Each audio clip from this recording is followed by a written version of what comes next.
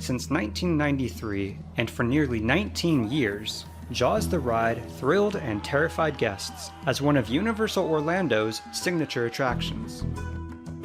In 2012, the ride was shut down and demolished to make way for Diagon Alley, part of the Harry Potter expansion. But did you know that an entirely different version of the attraction, one that very few got to experience, opened in 1990, only to be closed and scrapped less than 3 months later?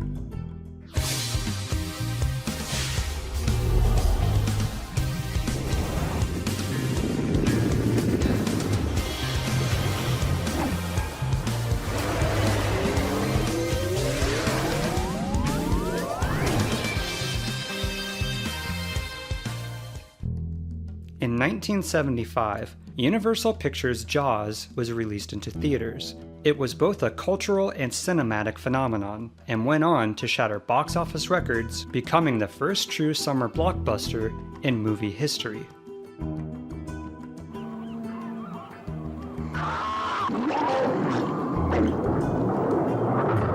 Though Jaws was implemented as a scene on the Universal Studios Hollywood Backlot Tour in 1976, it wasn't until the late 1980s that a full-fledged ride based on Jaws was conceptualized. What a way to spend the day. It's movie magic all the way. However, it would not be going into their Hollywood location, but instead would be one of the first signature attractions at Universal Studios Orlando, the company's first theme park built from the ground up. With the grand opening slated for late 1989, and Ride and Show Engineering winning the bid to build and design the ride, work began on one of the most ambitious attractions ever built at the time. And much like the problematic and at times disastrous production on the Jaws film, Jaws the Ride proved equally as ill-fated. The shark is not working. Repeat, the shark is not working. The ride revolved around Jaws, terrorizing and attacking a boat full of guests touring Amity Island. But all throughout construction, testing, and rehearsals, getting the nearly 3-ton animatronic shark to work properly and perform on cue was, quote, an engineering nightmare. The most persistent issue involved overcoming the enormous water drag caused from the mechanical sharks going from a complete standstill to moving with a thrust equivalent to a Boeing 747 engine. Now, on rare occasions, the majority of the ride did work as intended, as can be seen during this footage taken during a training rehearsal. But in the weeks leading up to Universal Florida's grand opening, they were few and far between. One of the ride's most problematic effects involved the mechanical shark violently lunging at the boat and dragging it across the lagoon. But this required such precise timing from both moving watercrafts that often the shark would attack too early or too late, appearing more comedic than frightening. In the weeks following Universal Orlando's grand opening on June 7, 1990, while Confrontation and Earthquake also struggled to operate reliably, Jaws fared the worst. The ride constantly broke down and regularly required maintenance. It soon became clear to Universal that the ride's problems were beyond quick fixes and repairs, and less than 3 months after opening, they made the decision to close the ride indefinitely. Shortly after, Universal filed a lawsuit against Ride and Show Engineering, claiming poor workmanship and design flaws. An out-of-court settlement was eventually reached, though Ride and Show's chief of engineering later expressed that he believed the fault lay with Universal, that they were rushed to meet an unrealistic deadline and needed more time for testing. Universal ultimately decided to rebuild and redesign Jaws, and essentially start from scratch, repurposing whatever they could. And it was decided that the effects, which had been deemed most problematic in its first incarnation, would be scrapped and reimagined, and the original finale of blowing up Jaws, a recreation of the first film's ending, would be replaced by the ending from Jaws 2. In addition, instead of hiring a single company for the whole attraction, Universal hired various key contractors who specialized in individual aspects of the ride, thus assuring that each ride element was designed and built to perfection. 3 years and a whopping $40 million overhaul later, which brought the grand total of the attraction as a whole to $70 million, Jaws was reopened to the public in 1993. And this is where Jaws turns an elemental fear of the water into screaming terror. It was a hit with guests and became one of Universal's most beloved attractions. And though it is gone, it is not forgotten. Through Easter eggs and memories, it will always remain an important part of Universal's history. And if you really miss it, you could always go to Universal Japan. For now. So how many of you knew about the original Jaws attraction? Were you heartbroken when Jaws went the way of Yesterworld? I'd love to hear from you. Thank you guys and gals so much for watching. Be sure to hit that like and subscribe button, and I'll see you next time. It's time for Ryan's Roses. If you think something's going on in your relationship and you can't get to the bottom of it, then you can reach out to us and we'll see if we can help. Christine is on in West Covina. So, Christine, there was a Halloween party and your husband disappeared for a little while. How long was he gone? Well, he was gone kind of a while. I mean, I'm kind of concerned. He was gone about 2 hours, and it was a big party. We were all dressed up, and we were having a great time, and I could not find him. I mean, I looked everywhere. I just could not find him. I tried texting him. I tried calling him, and he said I talked to him, and he said that, he'd driven a friend home, and he said he wasn't drunk and he was okay to drive, but, I don't know. I get a lot of things that are bothering me. One is that, he claims that when we were about to leave that he was going to want to take an Uber home because he was too drunk. But then when we went to go find our car, it was in the same spot. And on top of all this, he drove our friend Stephanie home, which is, I don't know, that's a concern in itself. So the whole thing bothers me, Yeah, but is this an isolated incident? Have there been other signs? Yeah, he does drink a lot. I'm kind of concerned because every time after, he comes home from work and stuff, I see him crack open a beer and then another one. And then yesterday, he was really, really drunk. I mean, not just regular drunk. I mean, just totally drunk. And he claims, after I drove her home, I was drunk. But no, I don't buy it. I'm not buying any of this. Well, it sounds like you are on a mission here. Let me put you on hold and we'll get to the call in a second, okay? Okay. Christine is on the phone, and she thinks something's going on with her husband. He apparently he disappeared for a little while from a Halloween party and drove their friend Stephanie home. You sound like you're just very concerned. He cracks open a few too many beers, and you're worried about it. So, Christine, here's what we want to do. We want to call him, see what's going on, see who sends the roses to.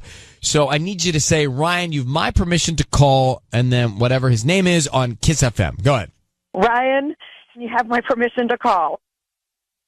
Okay. Patty's going to fill in for Sissany, who is out sick today. We're going to call him and offer him some roses. And Christine, we want to find out who he sends them to. He sends them to you, or he sends them to Stephanie, or somebody else. So be very quiet. That's key. Be very quiet until we come on the air and we address him on the air together. Okay, Christine? Okay. All right, good luck.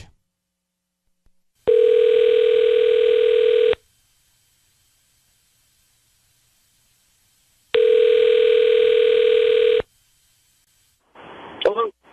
Hi, may I speak to Adam?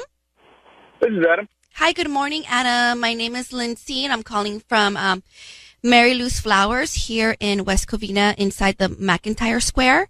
And I'm calling because you've been chosen to receive a free dozen roses. They're completely free, and you can send them to whoever you want this morning. I don't need any information from you, just the name of the person you want to send them to, plus a note. Okay, that's awesome. Oh, thank you so much. This is going to really help our business. It's been a slow week, even with Halloween, so thank you so much. Who do you want to send them to? To make them to Stephanie. Stephanie, okay. And do you want red or white roses? Oh, do red.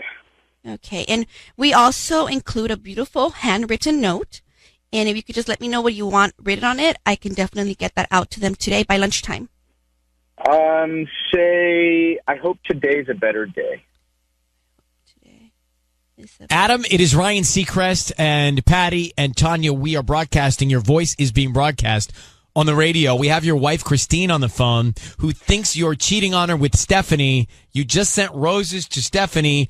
What is going on? Christine would like an explanation, Adam. What? What is going on? Oh, my gosh. Who is Stephanie to you? Stephanie is a very good friend. This is what's happening? Why are you saying, I hope today's a better day? Because she had a rough day the other day, and I hope today's a better day. What? I don't understand what's happening. Christine. Well, I'm your wife. Yes, go ahead, Christine. You tell him. Why are you sending our friend roses when you should be sending your wife roses, huh? Because Stephanie's been really sad lately.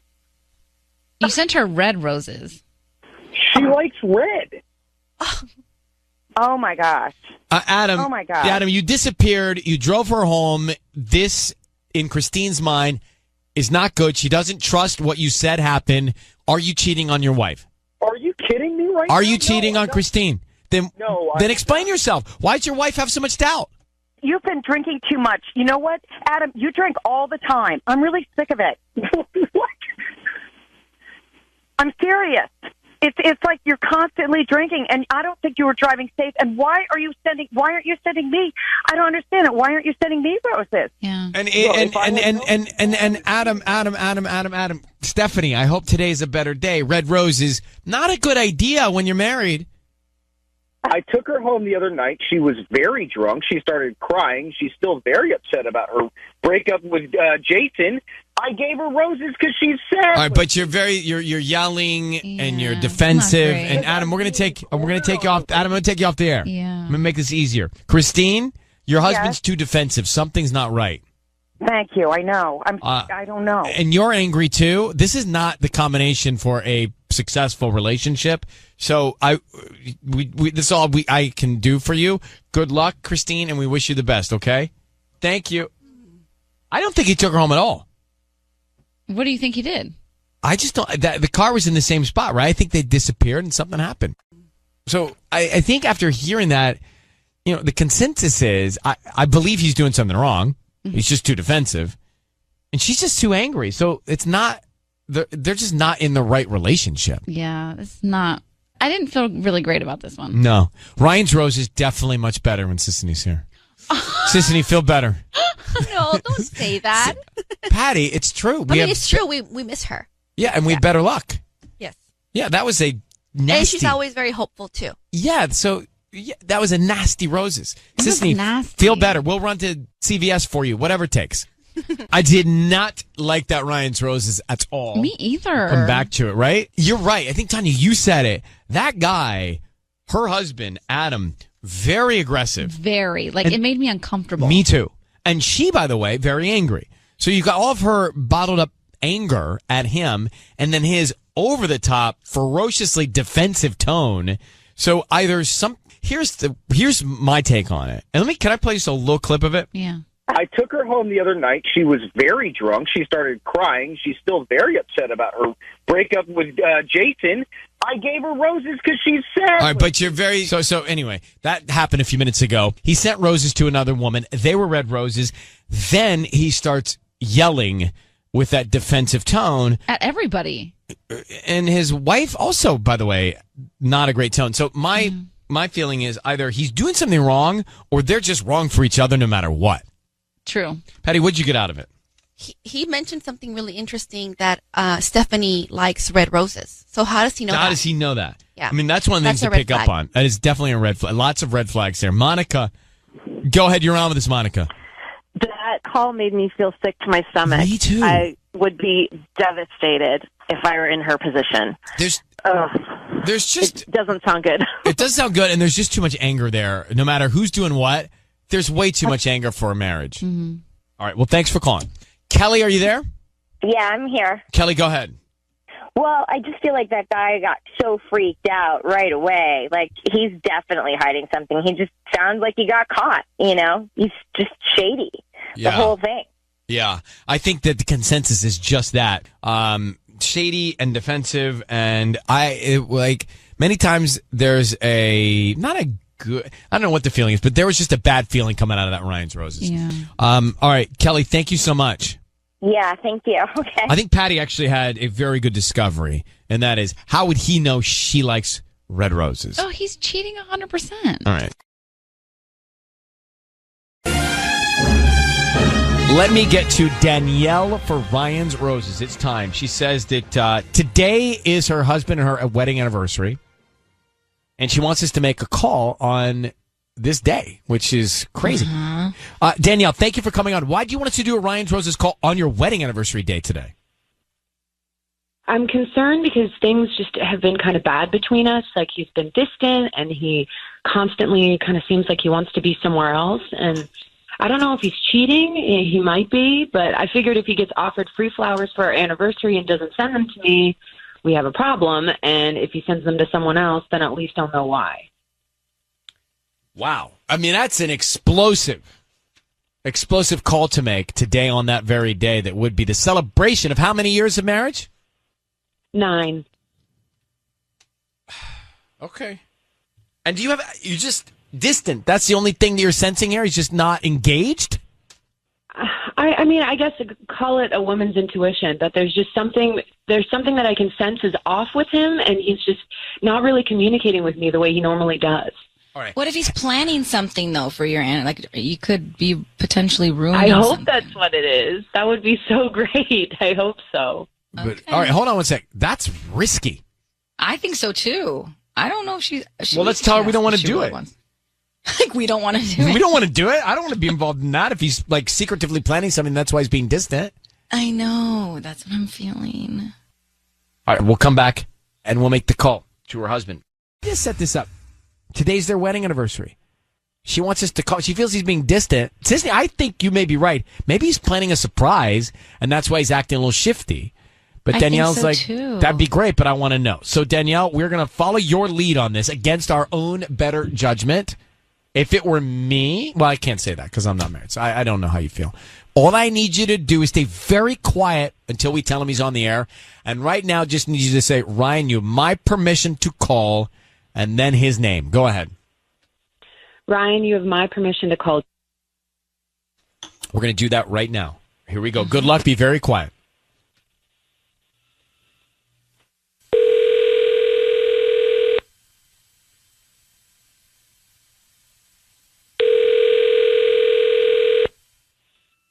Hello, this is Joe. Hi, Joe. My name is Missy. I'm calling from the Secret Bloom. How you doing this morning?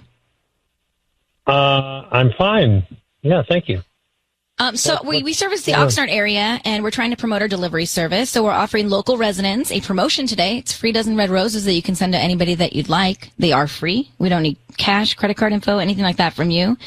Just the name of the person that you want to send them to, and we can put a note, and they can have them by lunchtime today. Are you kidding me? Really? Is this real? Oh my gosh, this is just such a blessing if it's the real thing. Oh my gosh, that's great. Yeah, I'd like to. Is there a card that goes with it or something? Why don't we start with the name of the person you want to send them to? Oh, that's going to Danielle. She's my wife. Okay. And what would you like to put on the card? To my one and only happy 9th anniversary. Oh, that's special. Okay. To my one and only. Joe. Hey, how are you, Joe? Congratulations. We are on the radio now. Your voice is being broadcast, and I've got your wife, Danielle, on the line. Hi, Danielle. Hi. So, Joe, in addition to our celebratory call, just wanted to also ask you about your well, Danielle said you were being a little bit distant recently, and she was concerned. Does that make any sense? Oh, yeah, it does. Okay, it what's does. going on, Joe? Well, I'll be honest with you. I just been under a lot of stress and at my job, and to tell you the truth, honey, I didn't tell you this before because I didn't want you to worry, but I lost my job, and I just been trying to find another one, and I just didn't want you to worry. Oh my God. oh my God, you lost your job. Why didn't you tell me? Well, it was just weird because it's just this whole thing at work, and it's just toxic over there, and there was this rumor going around that, I don't know how this started, but that I'd had an affair with one of the bosses. It's ridiculous. What? I'm sorry, you got fired because people thought you had an affair? Yeah, but I didn't. I didn't have an affair. Well, why with did they anybody. think you did? Why did that happen? Why did they start that rumor? What happened? I don't know. It's just kind of, people are always up in everybody's business over there. It's just kind of messy, and it's just, just a bunch of gossip mongers. I just really don't want to be there anymore, honestly. And I don't know why they did it. Look, I'm friendly and I'm flirty, I guess, and I guess people took it the wrong way. I don't know, but there's nothing going on. Joe, maybe you shouldn't be so flirty, right? You're married. Maybe flirtation at work is a bad idea. Yeah. Look, Danielle, you heard enough there. Let me let you guys take this off the air and see what you can get resolve or get clarity on. I don't think your husband's cheating, but he might not be doing everything right when he's not there, when he's at work. So you guys need to talk. Okay, Joe, thank you very much for answering the questions. Thank you, Danielle, for reaching out. Oh, thanks. Thank you. Thanks, and thanks for the flowers. Good luck. Happy anniversary. Good luck. He's fired from his job, and he said he was flirty. Really be going through it if you're going to call your husband on your 9th wedding anniversary the day of to find out why he's been distant. I would definitely give it the day. I give it till tomorrow because maybe something surfaces today. Maybe you realize that he's been planning something, or in this case, Joe was fired from his job and he didn't want to tell his wife because. But he was saying he was flirtatious at work. It didn't sound. I don't believe him. You think he was cheating? Yes. Why wouldn't he go to his wife right when these rumors started? I agree. If they weren't true. Well, that's true out of his own defense. You know what I mean? Like, hey, like this is crazy that this is happening. Help me almost, like you're a unit, you're a team. When he said my wife, when he said it, he sounded like Billy Bob Thornton. To me. Interesting comparison. I'm not comparing the story, just the voice sounded like that to me. Yeah, I can see that. Thank you, Patty. So you're saying he got fired because he was doing something at work, probably with somebody else, or at work doing something. I don't think you can get fired for rumors. Like, I don't think that's legit. Well, Brianna, thank you for coming on. You heard Ryan's Roses. You think it was a roller coaster? I think it was a roller coaster. Yes. And more to the story? What do you mean? Well, you don't just get fired over something like that. There's more. He's not telling us something. He did something. And flirtatious? Like, what is that? That's like cheating. Like, you don't, like, there's way more to that story. First, I loved him. I thought, oh, he's sending it to his wife. And then I'm like, wait, what? He got fired? Then I hated him. There's something. There's more to that story. Huh. Yeah. Well, I mean, I can see it now, just like I can after you make those points. It's a little more clear. But, yeah, I guess if he got fired from work, something, and he was hiding from his wife, something he doesn't want to talk about happened. Yeah, exactly. What a bummer. And you could probably sue something like that. Like, there would be, if he was completely innocent, there would be wrongful firing. You would fight it. Yeah. Like you would, I don't know, file a grievance or something. Like it was, you could fight your work for that. Be like, I am being framed. I mean, this is a bummer, right? 9 years they're together and they should be celebrating their 9th year wedding anniversary. And then they're going through this. This is a bummer. Yeah. Ooh. What a shocker. You don't see that one coming. Like, wait, what? Well, you did. I didn't. But, Brianna, thank you very much for calling. You take care. But what a bummer. Yeah, Between it's sad. that and you and Michael fighting over this dog, it's too much drama for me today.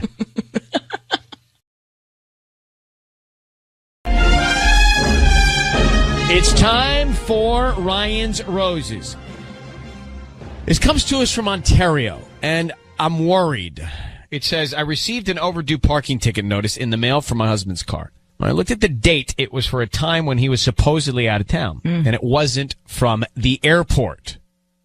I did a little digging, and I found that there was actually no evidence that he was out of town at all.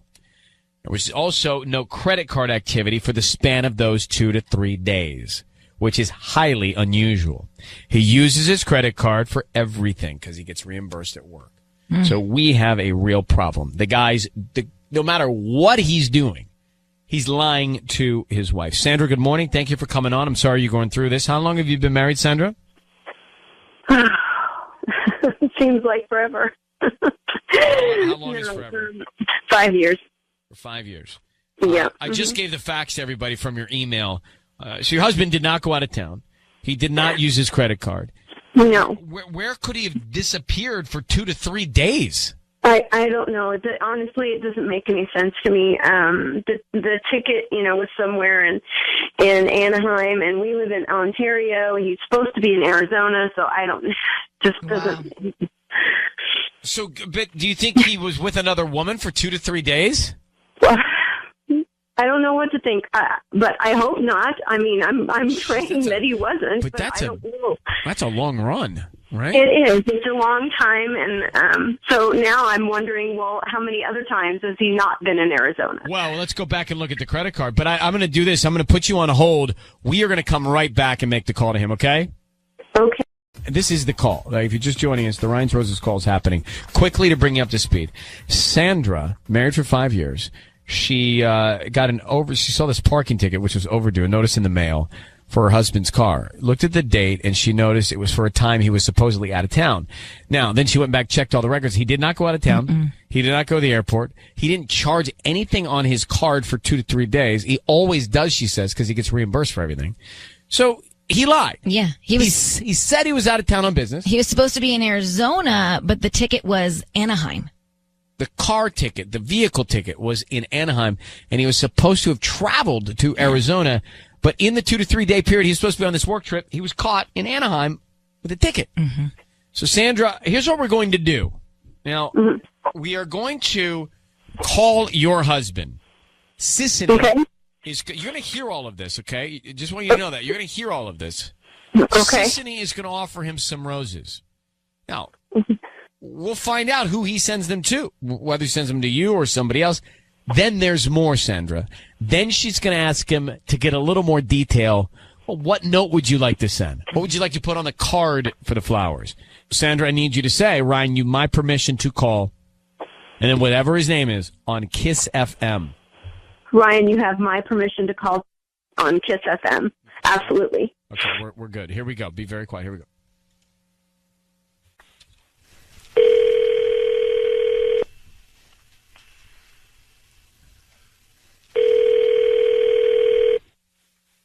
Hello? Hi, is this Tim? Yes, who's calling?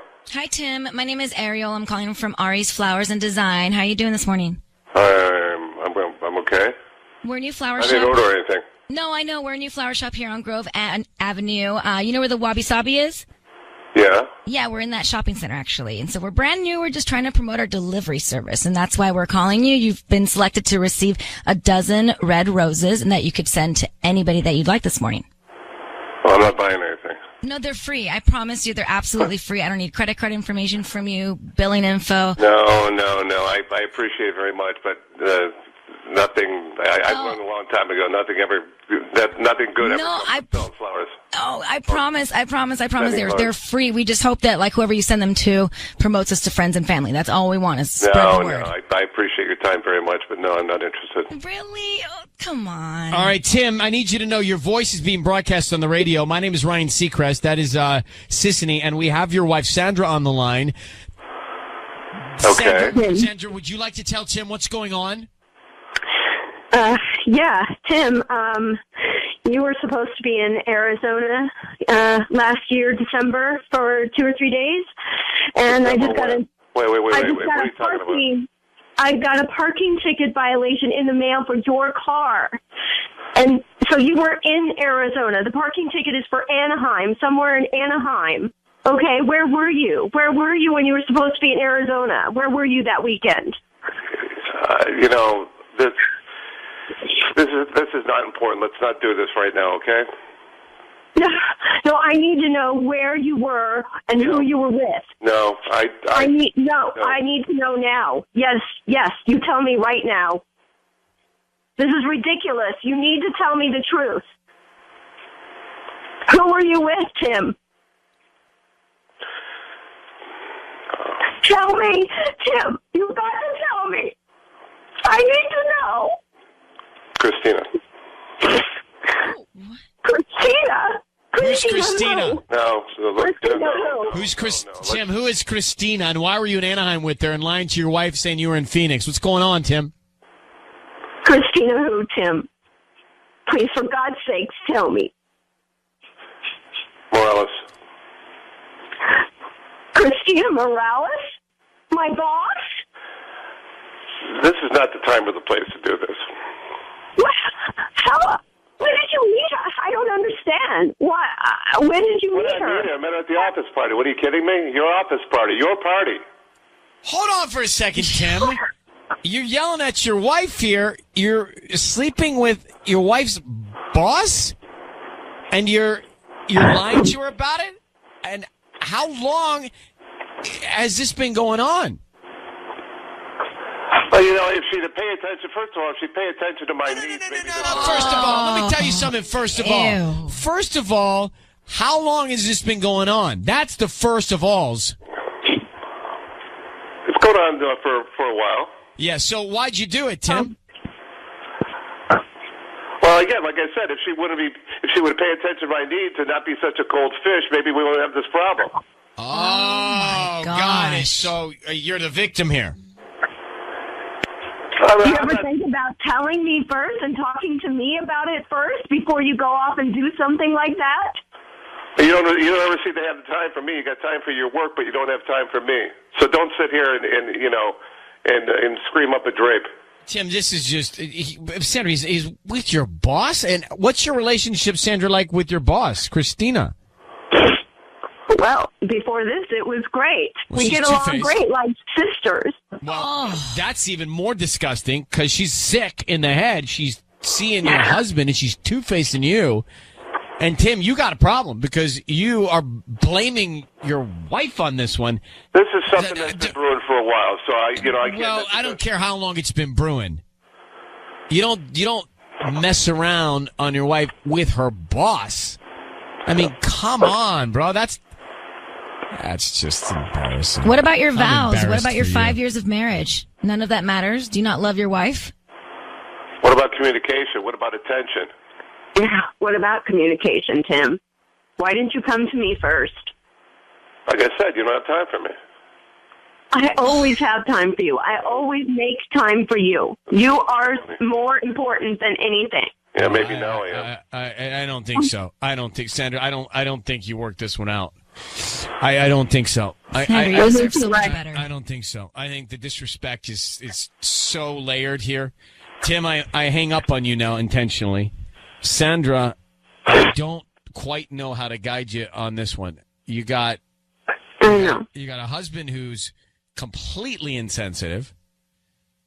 You got a boss who is manipulative and a liar and conniving. And she's your boss who's acting like a best friend. This is when I walk away from a call going, who do you trust on this? You can't trust your friend boss. You can't trust your husband. This is bad. But Sandra, I don't know any more than details of your relationship, but my quick opinion is these two people need to be not in your life, and you need to figure out or find someone that treats you with the amount of respect you deserve and somehow get through this, which is going to be the most difficult thing you could possibly ever do. But the outcome, God willing, if you can get through it, will be worth it. Because that man does not appreciate or respect you. And that woman has got another thing coming. And I'm going to You're absolutely right. I need to put you on hold as well, okay, sweetheart? And good luck. Thank you.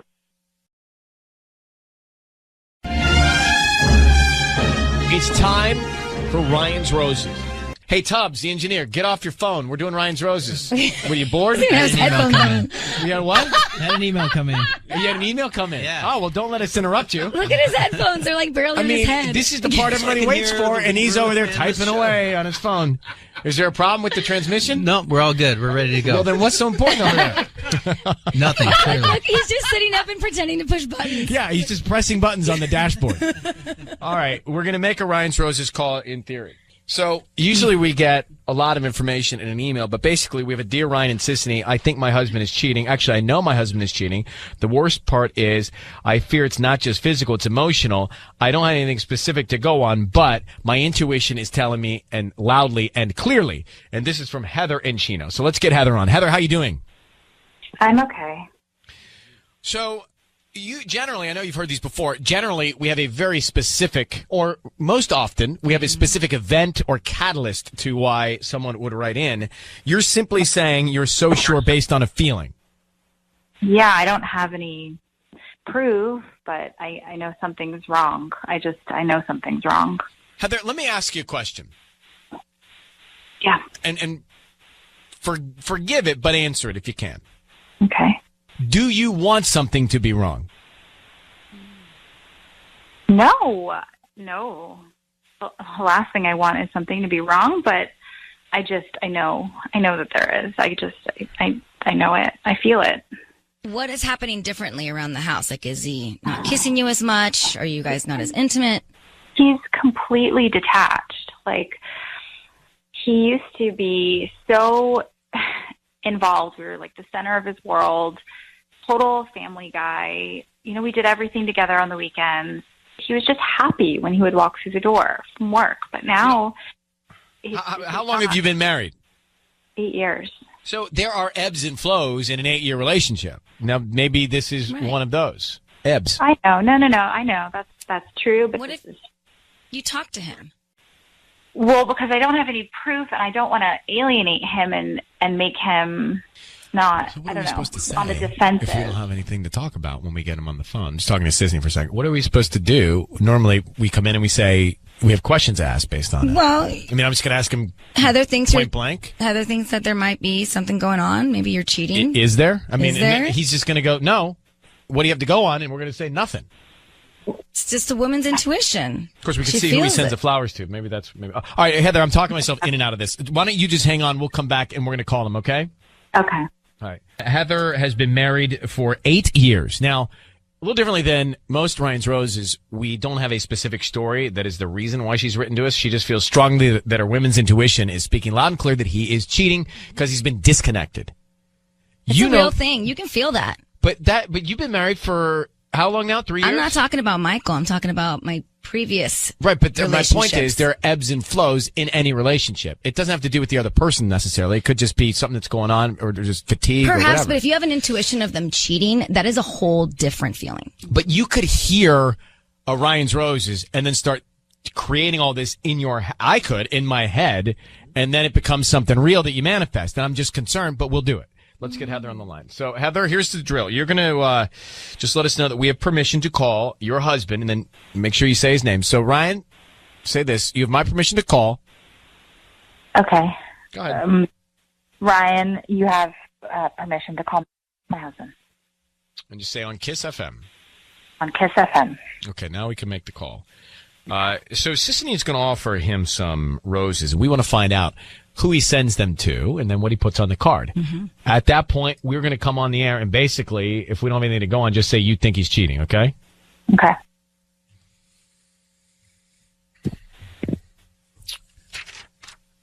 All right. You ready? Mm-mm.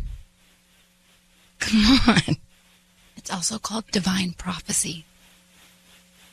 What is she talking about? I don't know. She's lost it. Ever since she started drinking that pickle juice. Okay, let's dial.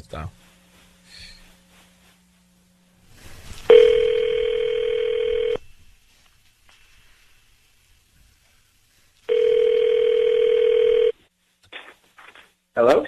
Hi, I'm looking for Matt. This is Matt. Hi, Matt. My name is Dana. I'm calling from your friendly florist. We're a new flower shop here in Chino. How are you doing this morning? Hey, I'm all right. What's going on? Hi. Well, sorry to bother you, but the reason why I'm calling is actually we're trying to promote our delivery service. We're brand new, so we're giving away a dozen red roses. They're absolutely free, and you can send them to anybody that you'd like, and they'll get them by lunchtime today. Oh, that's cool. They're free? I don't get put on a list or anything? No. They're absolutely free. I don't need any credit card information from you or billing information. We just hope that you refer us to friends and family if you like the roses. Yeah, cool. Okay, so who would you like to send them to? Give me the name. All right, send them to Elizabeth, and I want you to put on there, thinking of you, ... every day. Thinking of you, ... every day. Matt, it's Ryan Seacrest and Sissany. Sorry, we have your wife, Heather, on the line. Your wife, Heather, is on the line. Who is Elizabeth? I knew it. Who is Elizabeth? Who is Elizabeth, Matt? Hello, Matt? Who is Elizabeth? What's going on here? What's going on? Your wife has written to us thinking that you're cheating on her. You just sent roses to another woman named Elizabeth. Who is she? Oh, my God. Matt, who's the other woman? Look, what do you want me to say? Are you cheating on your wife? I don't think we should be talking about this. Well, that is an absolute right clear yes. If you're not... Look. Who is she? Where did you meet her? Who is that? What are you doing? Say something! What do you want me to say, Heather? I want you to tell me the truth. We need to talk about this outside of whatever the hell kind of setup this is. This is not... So, Matt, then we can deduce based on your reaction, you are cheating on your wife, Heather, with Elizabeth. We'll leave it at that.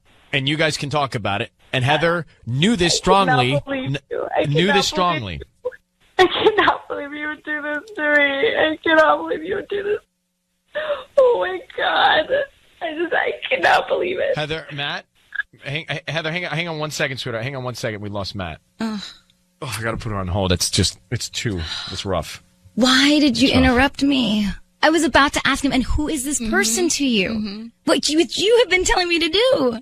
And then you come in, and then he freezes up, and he doesn't tell us. With all due respect, this is not about you. Did you hear how upset she is? Yeah, I know, but I still feel like he would have told me, the florist, Dana. We got it. We figured it out. What do you don't need to know. He could have said, this is my girlfriend, or this is somebody. At this point, who cares if it's his girlfriend or a one-night stand? Heather, are you okay, sweetheart? Not really. I'm in shock, and I'm... I know you are. I know really you upset. are. Look, the only bright side to this is, or upside to this is that you can confirm what you thought without being in a space not knowing for sure. Hang on 1 sec, sweetheart. All right, it is time for Ryan's Roses as a public service. If something's going down in your relationship and you are concerned, you can send us an email, and we'll see if you want to go on the air to try and find out more. All right, let's get into places. Patty, ready with the flower shop? It's time for Ryan's Roses. Karina, you might be able to relate to this. You've heard roses before. Never in a million years would you think that you'd be on Ryan's Roses. That's Karina. She says, Dear Ryan, my husband's been very different lately. He's definitely keeping secrets. I just don't know what the secrets are. He's a lot more quiet. My fear is he's done something or he's thinking about doing something. Let's go to Mission Hills now. Karina, thanks for coming on. Hey, guys. How are you? To be honest, I'm really stressed. Having issues with my husband. Thank you for reaching out. I know you've heard other people. I want to ask you, you say you know he's keeping secrets. I'm curious for all of us listening, what do you see him do that gives you that confirmation that he's keeping secrets? It's like that woman intuition thing. He's really a lot more quiet lately. Like he's somewhere else. He's deep in thought. It's like I have this fear that he's pulling away and maybe he's like planning to do something or he's done something, and it's that unsettling, stressed feeling of like, what's going on in his mind? You know what I mean? Like just super quiet, not himself. How many years have you been married to him? We've been together about 5 years now. Do you think it has something to do with just being together for 5 years now? I don't really know. I mean, it's that I thought it was a 7-year itch, not a 5-year itch. I mean, things have been going generally were pretty good, and I don't really know. I mean, it just seems like I don't get to work. I hope it's not another woman, but that's where my mind goes. That's why I'm calling you guys. I just feel like he's not himself. He's like gone. All right. Well, we are going to bring him back, I hope, in just a second. Can you hold on? Patty is ready to call him and offer him some roses. Hang on, okay? Okay. All right. Good timing if you want to hear Ryan's roses. Karina's on the phone. We just got to know her. Married 5 years. Mm-hmm. He's distant. He's not paying attention. His mind is somewhere else. It seems like he's bored. She thinks these are all cues that he's planning to cheat or is seeing somebody else. She says she feels it. It's in her intuition. And so many times we've heard that, and many times that intuition's been right, but let's find out. So, Karina, we're going to call your husband of 5 years. Patty is going to offer him some roses. Now, we want to listen. We're all going to hear it. You have to be very, very quiet. That's key. But we're going to listen to hear if he sends them to you or if he has another person he wants to send them to that's like in his head. And then, of course, she'll try and get him to write some emotion or sentiment on the card. And that's very important. So are you down? Are you ready? Yes, I definitely want to see what happens. All right. Let's do it. I just need you to say, Ryan, you have my permission to call, and then his name on Kiss FM. Go ahead. Ryan, you have my permission to call on Kiss FM. Okay, let's see what we can find out, Karina. I'm hoping for the best here. Good luck. Here we go.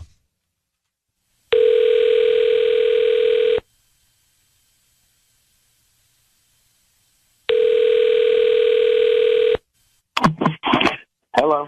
Hi, may I speak to Rob? Yeah, this is Rob. Good morning, Rob. My name is Jennifer, calling from Coronado Flowers here on Brand Boulevard. How are you? I'm okay. How are you doing? I'm doing good. Thank you for asking. I'm actually calling you because you've been chosen to receive a free dozen roses. Today, they're completely free, and you can send them to whoever you want at no cost to you. All I need is the name of the person you want to send them to and a note, and they get delivered today by lunchtime. Wait, well, why would you give me free roses? You may have opted to receive promotions and discounts when you made a purchase online in the last 6 months. Okay. And so we're you don't. Okay. And we're one of those partners, so we're calling you now to offer you this free promotion. Okay. Okay. Well, okay. So you just need the name. Just the name you want to send them to. We can start by you choosing whether you want red or white roses. Oh, it'd be red. Red roses. Okay. Yeah. And who will you be sending them to? Well, if there's a card, can you put it, say, to my beautiful wife, Karina? That's Karima. You're the love of my life. Oh, my God. Rob, you hear your wife's voice. I need you to know your voice is being broadcast on the radio. That is your wife, Karina, who has asked us to call you. And Karina, I would really feel more comfortable if you would tell him why we're calling. Yeah. Hi, Rob. Honey, I know this is weird. I know it's weird, but I just been feeling like you've been very distant, and I'm getting nervous and scared, and you haven't been talking a lot, and I just reached out because I wanted to see if there was something else going on, or if you've been potentially seeing someone else, or if you've honey. I know. I'm sorry. I didn't mean to trap you. I was kind of desperate, so now I feel. Is that Ryan Seacrest's voice? Hi, Rob. Yeah. Hi.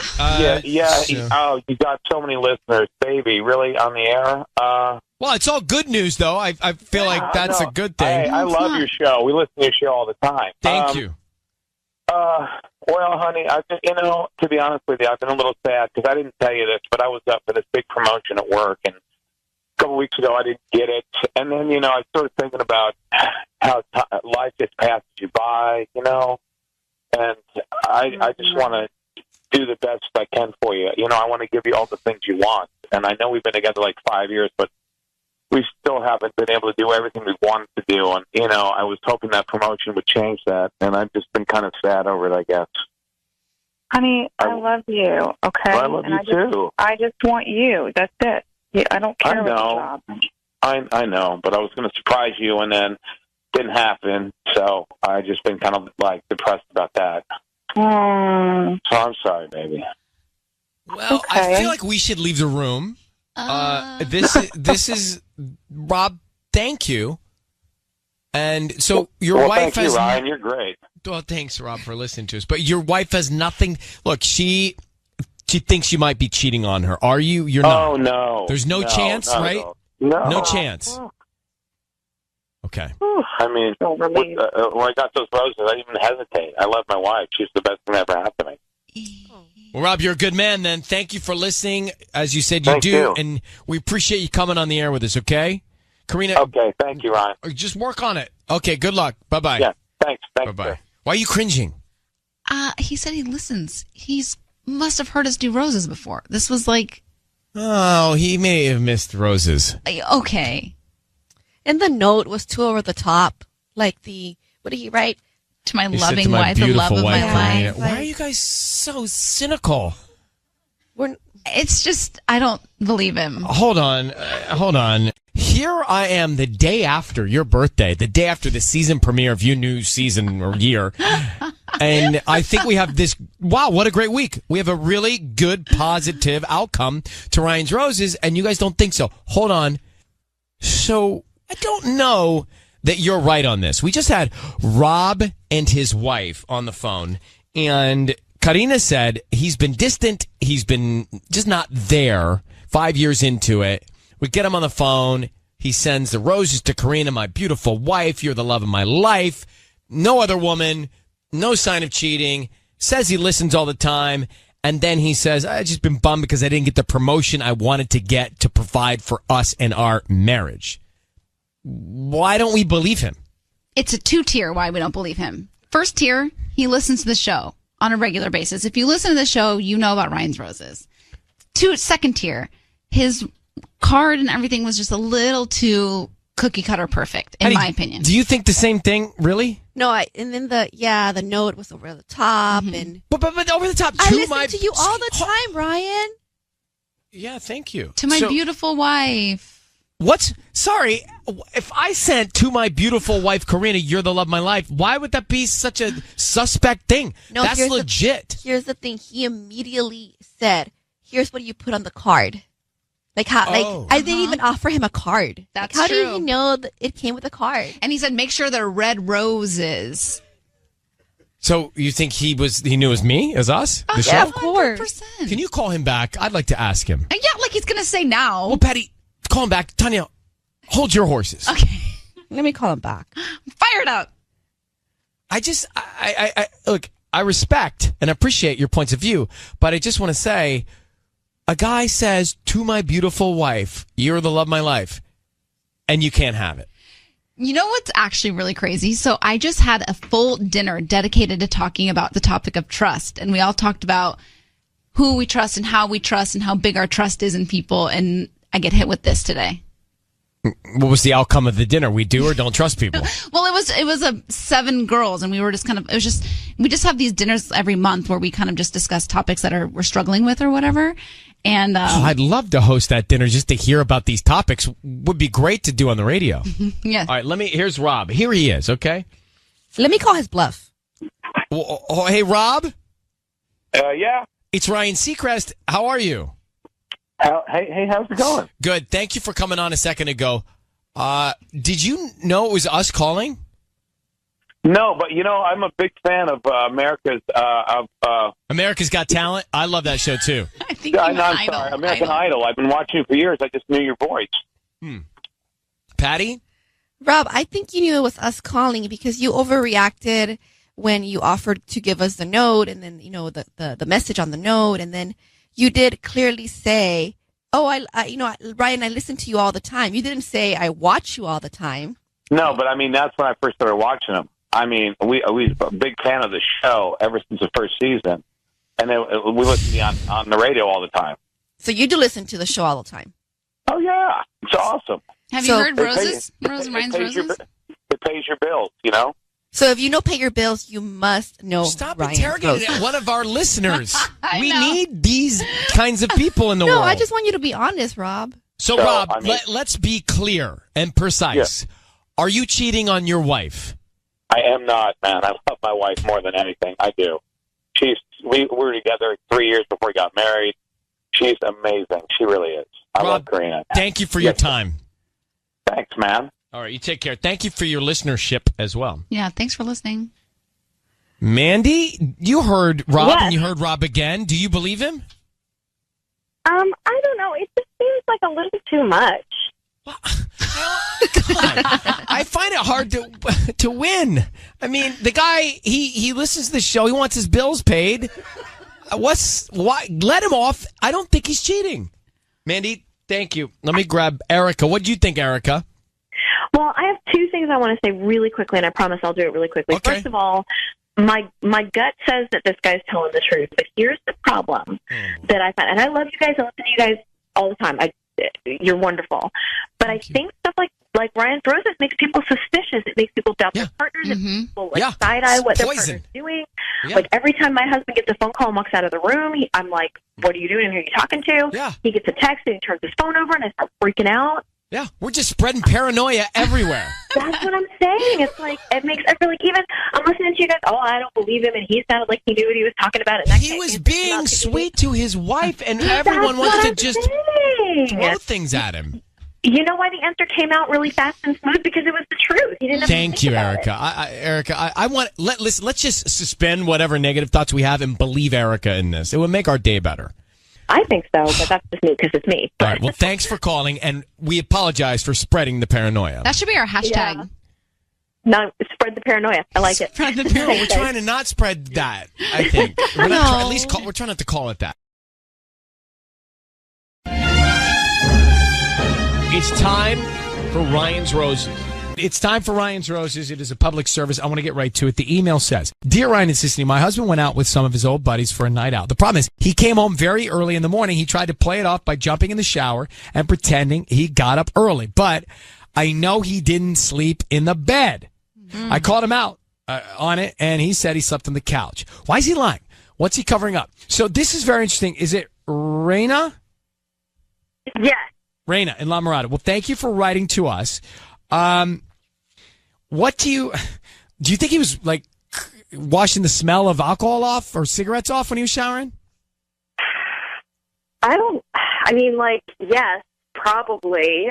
Because I could still kind of smell it on him later, or at least, not the cigarette so much. I mostly just smelled like alcohol, beer. And just to be clear, why did he say he didn't come to the bed and he stayed on the couch in your place? He said he didn't want to wake me. He said I was snoring. But I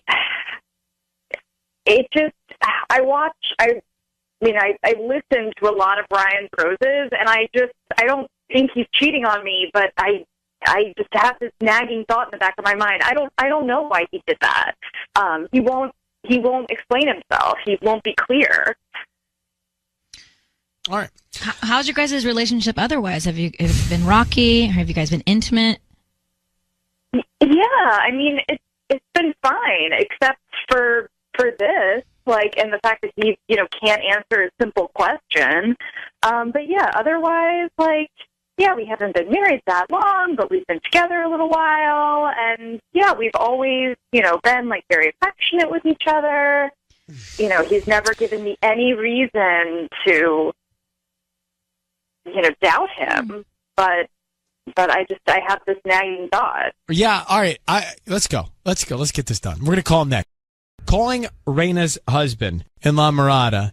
He was sneaking around, basically. He says he was sleeping on the couch, but truly she thinks he was out all night. Then he tiptoes into the bedroom and he showers off. Mm-hmm. It's very strange, rushing to the shower and all that. Yeah. Raina, we are going to call your husband, and we are going to offer him some roses. We want to find out who he sends them to and what he puts on the card. It's that simple, okay? So stay very quiet until we tell him he's on the air, okay? Okay. And I need you to say, Ryan, you have my permission to call, and then whatever his name is on Kiss FM. Okay. All right. Go ahead. Ryan, you have my permission to call on Kiss FM. Okay, we're going to do it. Good luck. Here we go. Okay.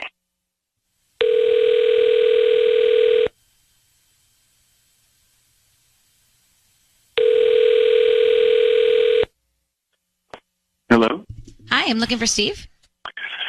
You got him. Hi, Steve. I'm calling from the Flower Galleria on Rosecrans. We're actually right in that shopping center near the Sizzler and like the Carl's Jr. You know where that is? I know that. Yeah, I know that. Yeah, so I'm calling because we're brand new to the area and we're offering a chance for local residents to send free flowers to anybody that they'd like today. And you've been selected to send a dozen red roses. Actually, you know what? It's perfect timing. That'd be great. Really? Okay, awesome. So all I need is the name of the person you want to send them to, and then we can put a note on there as well. And they can get them by lunchtime today or any time that's more convenient for you. Okay, I want to send them to my wife, Raina, and I want to say that I love you, baby. That's all. I love you, baby. Okay. Absolutely. She's the best. Aw. Steve? That's cool. Steve, it's Ryan Seacrest and Sissany. Your voice is going out, being broadcast right now on the radio. I need you to know that. Raina has reached out to us, and she, if I'm being totally honest and just to save time here, she thinks that you were not telling the truth when you said you slept on the couch and then jumped into the shower. She believes maybe you were covering something up. You didn't come home and you quickly wanted to shower off. Can you explain it to her? She's on the phone. She's on the Ray? Steve, hey. Okay, is this a joke? What's happening here? No, it's not a joke.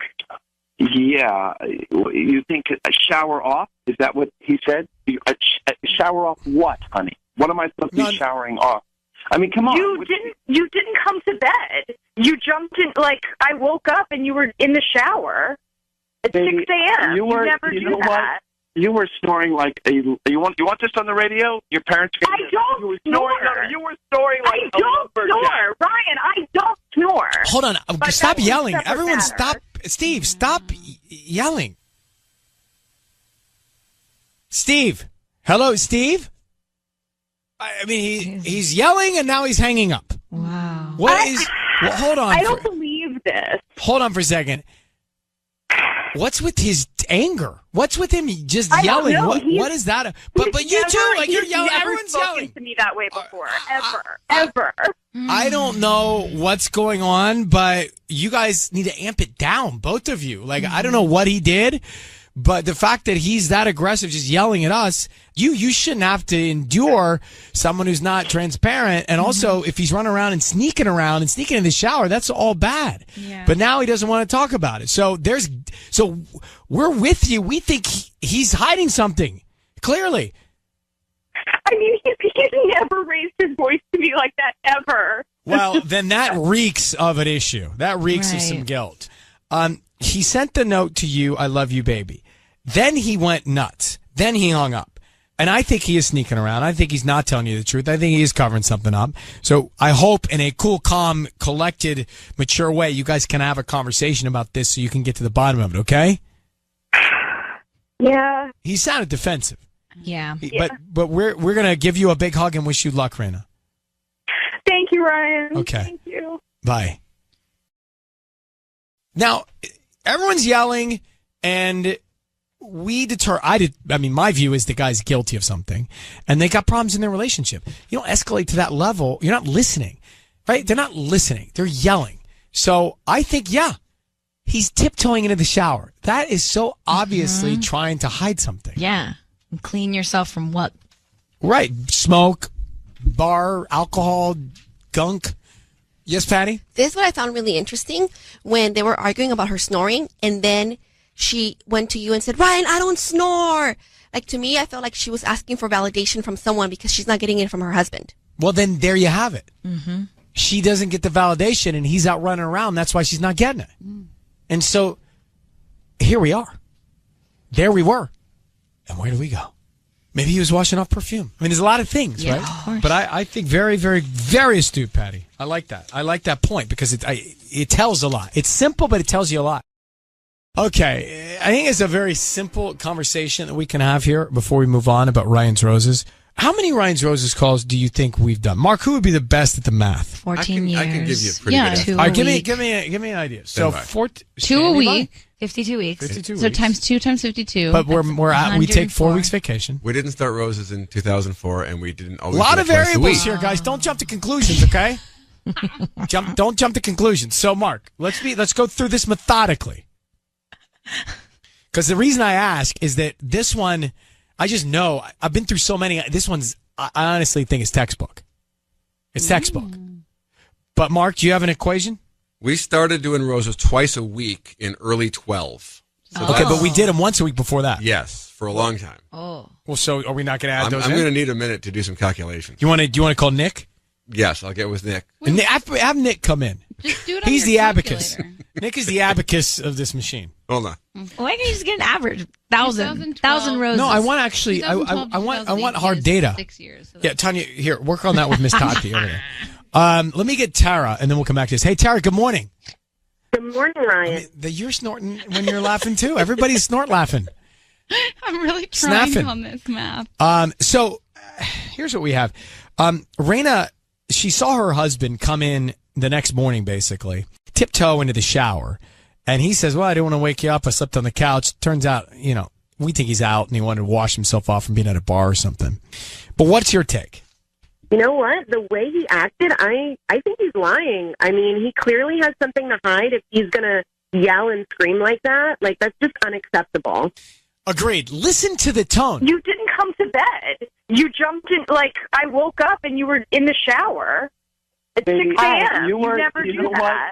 You were snoring like a. You want this on the radio? Your parents. I don't you were snore. Snoring, no, you were snoring like I don't a snore, lumberjack. Ryan. I don't snore. Hold on. But Stop that was a yelling. separate Everyone matter. stop.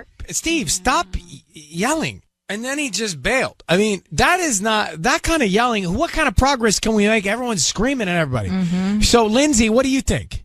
Oh my gosh, that was like an episode of Housewives or something. It was. Or like cat screaming or something. Oh my gosh, they just sound super unstable.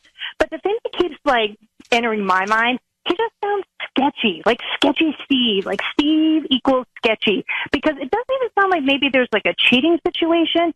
It sounds like there's something else way worse than that. I don't know if it's drugs, drug dealing or something, but he is hiding something. Well, his reaction is just not, it doesn't fit. So we think there's shadiness. I don't like it. Look, to me, I say it's textbook. I think he got so aggressive and so defensive. He's clearly lying. Yeah. You don't Totally. You don't put that much into it if you're not lying because it's the He was truth. mad. The Yeah, truth he was is mad. the truth, and it prevails. You know. All right. Yeah. Thank you for calling. Nick Vestuto has arrived. Hey, Nikki. Hey. So I want to get this calculation, but I want to do it when we come back. Okay. Kiss FM. Hang on one sec. But first, a quick calculation. So let's be clear. Sisney's having twins. Yeah. Patty's upset that she's taken her fantasy football league relationship with Gael as a name for one of her babies. I mean, this is all I'm not happening. taking it. I'm considering it. Considering it. But Patty's not thrilled. I mean, let's just call a spade. All right. Tanya, well, I mean, what do I say? And 14 years of this show, right? 14 years. Nick Vestuto. Yes. How many years have you been at Kiss FM? 32 going on. Wow. How many years with Rick Dees? About 18 with Rick and 14 with you. Is that not that is insane? 32. I'm 33. My entire life, Nick Vestuto has been. Do you know what's funny though? I met you when I filled in for Rick, and you look like you. I mean, you looked fine, but you look so much healthier and better now. Thank you. And yet, that's so many years gone by. What did you change? Just got a little healthier with the diet and started to work out every morning at 4:30. No, You're insane. No rain, and just keep going. Good for you. So you get out of the way first thing. Yeah. What do you do for your workout? About 40 minutes of cardio and about 45 minutes of weights. Wow, that's a long workout. And he's training for the Ironman. All right, so we figured you'd be the best source for being our abacus here. We're trying to calculate because I do think that the more we've done, I'm now starting to see themes. I'm starting to see patterns, and I'm starting to see textbook things. And I like the one we had today, which to me a little textbook because of his defensiveness. So I know he's lying. How many Ryan's Roses calls would you say since I've started we've made? Okay, we started Roses about 2006. So Okay. we were a couple of years into our show. We started in 2006. I'm figuring 2 a week. If you subtract vacations, Christmas time and everything, we give it a little bit of a break.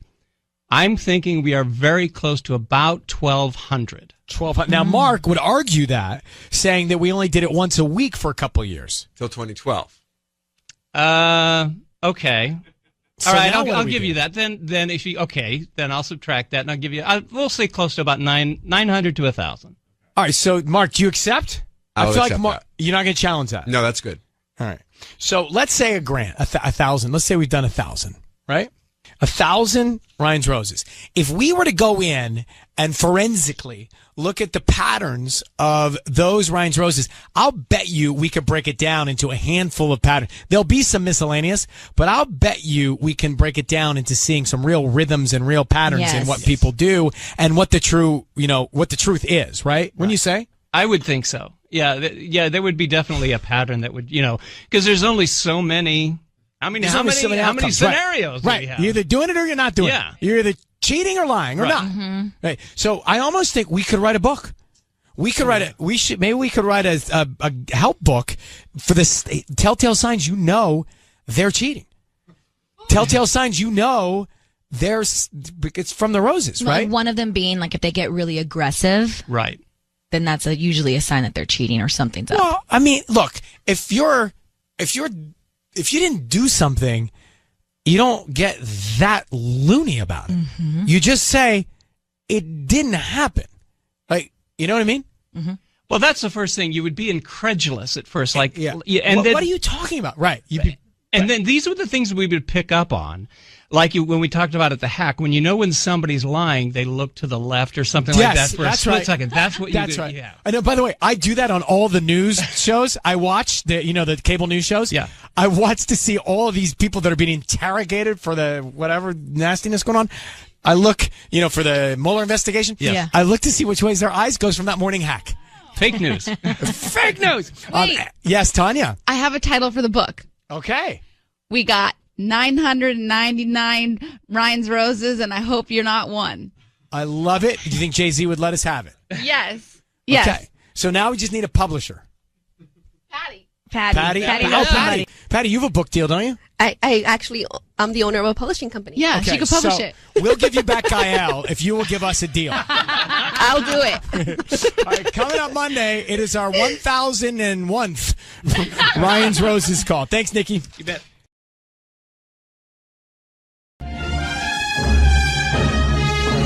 All right, it's time for Ryan's Roses. It's a public service. I want to get to the email now. I mentioned this not too long ago. It says, Dear Ryan and Cincinnati, I went to my friend's baby shower on Saturday. During that time, my kids were having a pool play date at our house. But when I got home, my husband and the mom of one of the kids were in the pool, not the kids. The kids were inside watching a movie. They got out of the pool, and when I got home, they said the kids were swimming also, but then they decided to get out and watch the movie. All sounds great to me.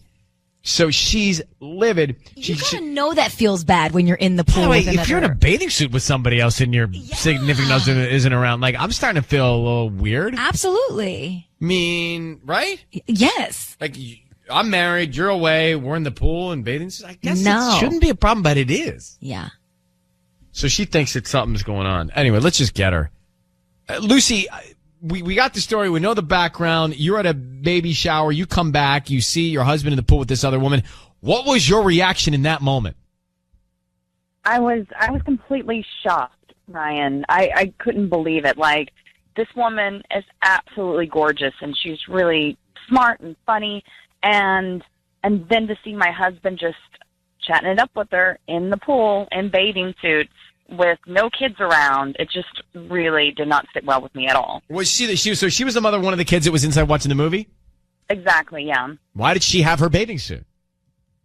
I have no idea. I mean, it was supposed to be a play date for the kids, and then I guess the parents got in the pool too, but then, yeah, there weren't any kids out there. It was just them two and kicking in by the pool. I'm not in their enjoying bathing this suit. at all. What kind of bathing enjoying suit? What did she have? It was one of those. It was like a two-piece, like black bikini, and it was one of those where it had like all the crisscross like straps on it. You know, then they're Like all the cutouts? in fashion right now. I'm you know, not. and I'm they're- not. Yeah. Yeah, I'm not a fan of any of this story. Yeah. Just to be clear, it was just your husband and this other woman in the pool? Yes. Yeah, that's correct. Okay. Lucy, I need you to say, Ryan, you have my permission to call, and then whatever his name is on Kiss FM. Okay. Ryan, you have my permission to call my husband on Kiss FM. Sisney is going to call him. You're going to hear it. I want you to stay quiet. We want to find out who he sends him to and what he puts on the card. Who's the other woman? What's her name? Her name is Karen. All right, good luck. Here we go. Thank you.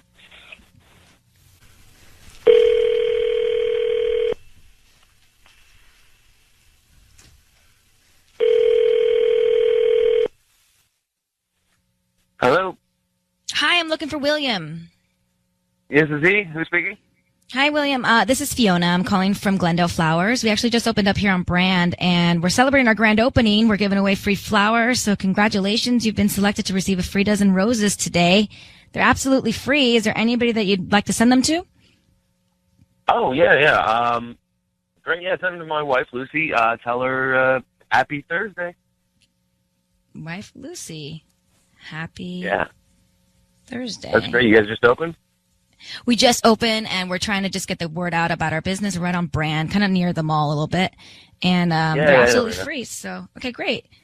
So do you want to write, like, love? Yeah, put love your baby. Okay.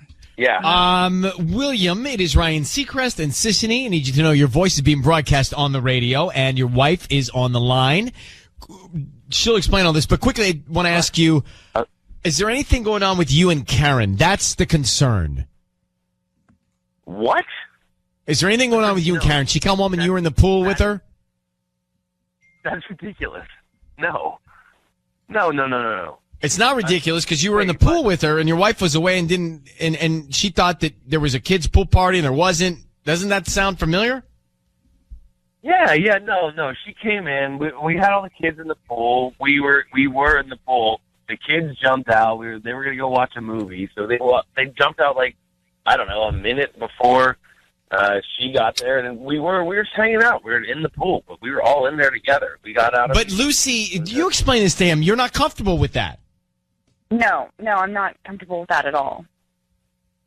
Babe, come on. Okay, first of all, look, listen. I'll be straightforward. Karen's an attractive woman, okay? But again, not something you should be saying right now. I don't care about your forwardness. No. No, I'm telling you. No. My wife knows I love her. I know she's concerned right now, but this is insane. Look, straight up, you can just know that somebody is funny or attractive or whatever and not have to hook up with them. William, are you kidding me? This is you trying to explain it? Complimenting this other woman's sense of humor and her attractiveness? Clearly you think very highly of this other woman. Your wife's not comfortable with it. The kids were supposed to be in the pool. They weren't. You were with her. Something isn't right. You got to see that. So what's going on? I think you guys are paranoid. I think that's what's going on. You guys, us? I think you got something you're not telling us. I don't have anything I'm not telling you. Lucy, what do you think? I have a very happy, lovely family, and honey, come on. I love you so much, and I'm sorry that we were in the pool together, but there's nothing going on whatsoever. I mean, you are the hottest mom that I know. You are the most attractive woman that I know, and I only want you. I can't tell you how much you mean to me, but Karen is nothing. We were talking in a pool, just two adults having a conversation. You're the world to me, babe. But don't you think that's a little bit inappropriate, William, though? Like, the kids are inside. They need to be supervised. Inside Number one, they're minute not. before you did, we were getting out. It was hot. We were in a pool. We were all together in the pool. Okay, William, we got to move on. Lucy, I need to ask you, do you believe him or not? I really want to, Baby, but it just doesn't make any sense to me. I agree. Like, he I even agree. said that it was really hot, so wouldn't that make you want to get inside? I'm with Lucy on this. I don't know what you think, sis, but I'm with Lucy on it. All right, William, we're going to let you go. We're getting in a pool, babe. I think you're a little... We're going to let you go. Okay. Luce, here's my 2 cents. You know him. We don't. We just met him. I don't like it. Yeah.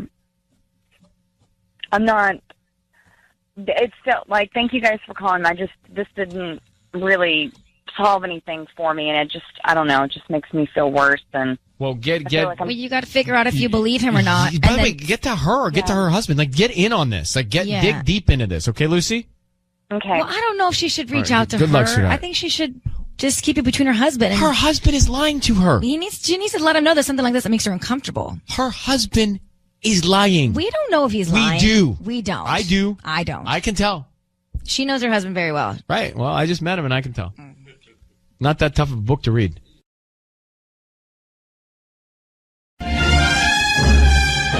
It's time for Ryan's Roses. It's time for Ryan's Roses. This says, Dear Ryan, I got a direct message on Instagram from a girl I don't know.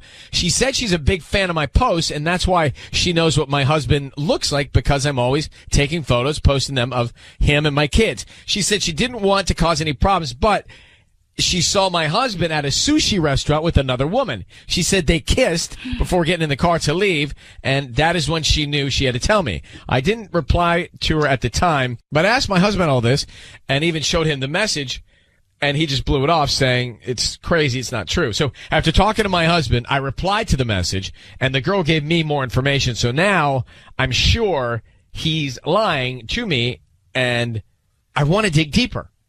Alexia? Yes. How are you? I'm just weird. Like, I haven't been myself the last couple of days. So I decided to call you guys. And we just got your story. Mm-hmm. So, a direct message on Instagram from a girl you don't know. That's where this all started. Yeah, like, I'm just concerned. Like, I even lost my appetite. I feel like butterflies on my stomach. And I don't know this girl. And I don't know if I should believe her, but something inside me is telling me, like, I need to pay attention to whatever she's saying.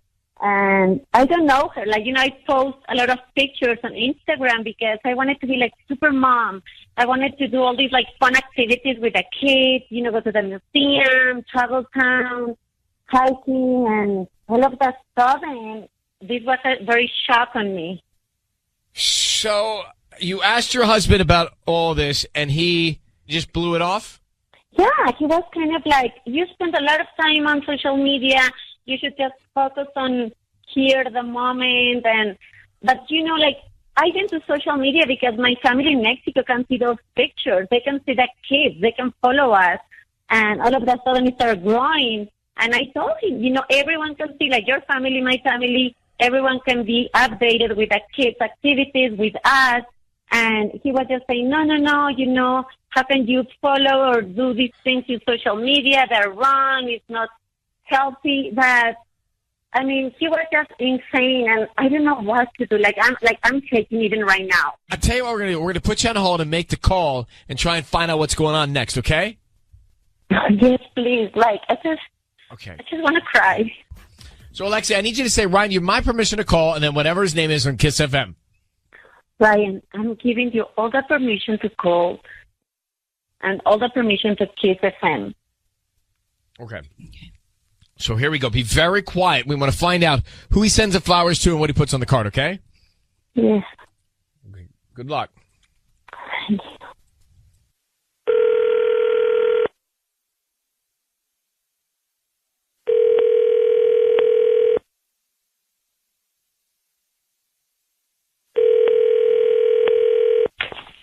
Hello? Hi, may I speak to Roman? Yeah, this is Roman. Hi, Roman. My name is Sonia. I'm calling from Baseline Flowers. How are you? I'm good. How are you? I'm good. I'm a new flower shop here in Claremont, and I'm calling because you've been chosen to receive a free dozen roses today. And this is how it works. They're completely free. We don't need any billing information from you. We just need the name and, a little note of whoever you want to send them to today. Great. So there is no charge, right? No charge. Okay. Yeah, let's do it. Yeah, so who would you like to send them to? To my wife. To your wife. And then you want me to just write to my wife, or do you want me to write her name? Let's just say from me to you. From me to you? Yeah, from me to you. And what's her name? Just so I can know for our Alexia. Confirmation. Alexia. Yeah. Perfect. Well, thank you. Yeah, and she'll receive those. Yeah, this is great. Y'all give me the address, and then she'll be receiving those this afternoon. Hey, Roman, it's Ryan Seacrest. I need you to know your voice is being broadcast on the radio. And we've got your wife, Alexia, on the line. She's concerned. She's concerned that she is being cheated on by you based on some things she shared with us. So let me just ask you this question: are you cheating on your wife? No, I'm not. That does not sound convincing to me. This is what I'm sorry. I didn't think this is on the radio right now. Yeah, you're on the radio. Okay. It is. Well, I'm not. I just didn't think I'd be talking to you. I didn't think I'd be talking to you today, but no, I'm not. Babe, is she on the line? Well, Alexia, please tell him what you were thinking. Why are you laughing? You sound like you're saying, like, no, I'm not. And you sound like you're laughing. I mean, I told you this girl contacted me and told me that she saw you with another woman. And I just can't sleep. I can't eat. I'm not the same person. So, Roman, please just tell me the truth. I didn't know what to do. So I just called Ryan to see if maybe you were sending flowers to another woman. Please be honest. Be honest with me. I just can't be like that. Please let me know if you're cheating on me. Babe, I'm not. This is crazy. This is ridiculous. You're laughing. I mean, Sylvia, I'm dying over here. I'm dying. I just sound like ha ha ha. Like, I'm not. I mean, that's not convincing. That's what Ryan said. You're not convincing. Why? You just can't tell me the truth. I mean, people know you from my posting. So why do you wanted to say that to me? Look, I think you are really too deep in this social media thing. The Instagram, I think it's a bunch of, and I don't think you're on the radio. I need you to know that. I think you're letting it run your life. I think you're letting strangers on Instagram run our marriage. I don't think that's. Of course not. I'm not doing any of that. Like, it's just for our family, so they can see the kids. They can see our activities. We have family out in Mexico in a different series, here in California, in all over, and friends. And it's not running my life. I mean, I'm concerned. Roman, here's the moment of truth. Is there anything going on between you and another woman that would make your wife upset?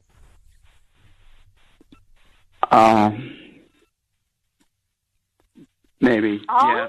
I mean, you cannot even say. I mean, yes or no. What is it, Roman? What is it? Yes, but yes. Something happened, but it. What happened? It's over. It's a one-time thing, and it's not going to happen again. Wait a minute. A one-time thing means you violated the relationship here. You cheated on your wife. You just broke told your us. vows. You just wasted 5 minutes telling us you didn't, but you did. Well, I don't think it didn't matter. It doesn't. It's a dumb little mistake, and it won't happen again. And I didn't want to worry. You can't just act like you ran the car into a sign and it won't happen again. You're a liar. Like, thousands of people is listening to you right now. You just lied, like cold blood. In a cold blood. I mean, you just didn't care, and you say many times, no, I didn't, and you blame me. You know what? What it hurts me the most are your lies, and did you even blame me about, like, the social media thing? I mean, no wonder why. I mean, I just can't believe you. I mean, I'm destroyed. I don't know what I'm going to say to our kids. I mean, do you want to tell them or what? Because seriously, you need to tell them what kind of pattern they have. Please calm down. Can we talk about this tonight? Listen. Can we please talk about this tonight? Listen, Alexia, honestly, you got what you need from this. I do believe when you're talking about the kids and everything else, you need to sit down in person and have a conversation with Roman. But let me just, for the record, tell you, we gave Roman a chance to come forward. He didn't. We pressed and pried. He didn't. We pressed again. He did. I don't know how much I could trust him at all. Roman, goodbye. All right. Oh, thank you, Roman. Alexia, I'm going to let him go. Okay. But, sweetheart, I'm so sorry. But you've got to address this with him in person because he still didn't tell us the truth, given the opportunity to do it. I know. That's the worst part. I mean, sometimes you can forgive people, but if they're lying, like in a cold blood, I mean, it's just, and I'm not in front, but like everyone is listening right now. I mean, what kind of person is that? Okay. The father of my kids. No. I know. I can't. I'm sorry. Yeah. Roman's gone. It's time for Ryan's Roses. Dear Ryan and Sissany, both my husband and I had a day off last week, so we went to breakfast together. We got in the car. He put his phone in the cup holder, and as we backed out of the driveway, I noticed a notification from Google Maps. It said 12 minutes to Sunnycrest Drive. All right. Now she's interested. She's like, wait, I thought that was odd because Google Maps picks up your routine, and this was about the same time he leaves for work most mornings. He works about 30 minutes from here in the valley. It bothered me for days until I realized his ex-girlfriend, Tina, lives on Sunnycrest Drive. They dated years ago, but I didn't think he'd seen her in a long time. Now I'm convinced he's going there regularly.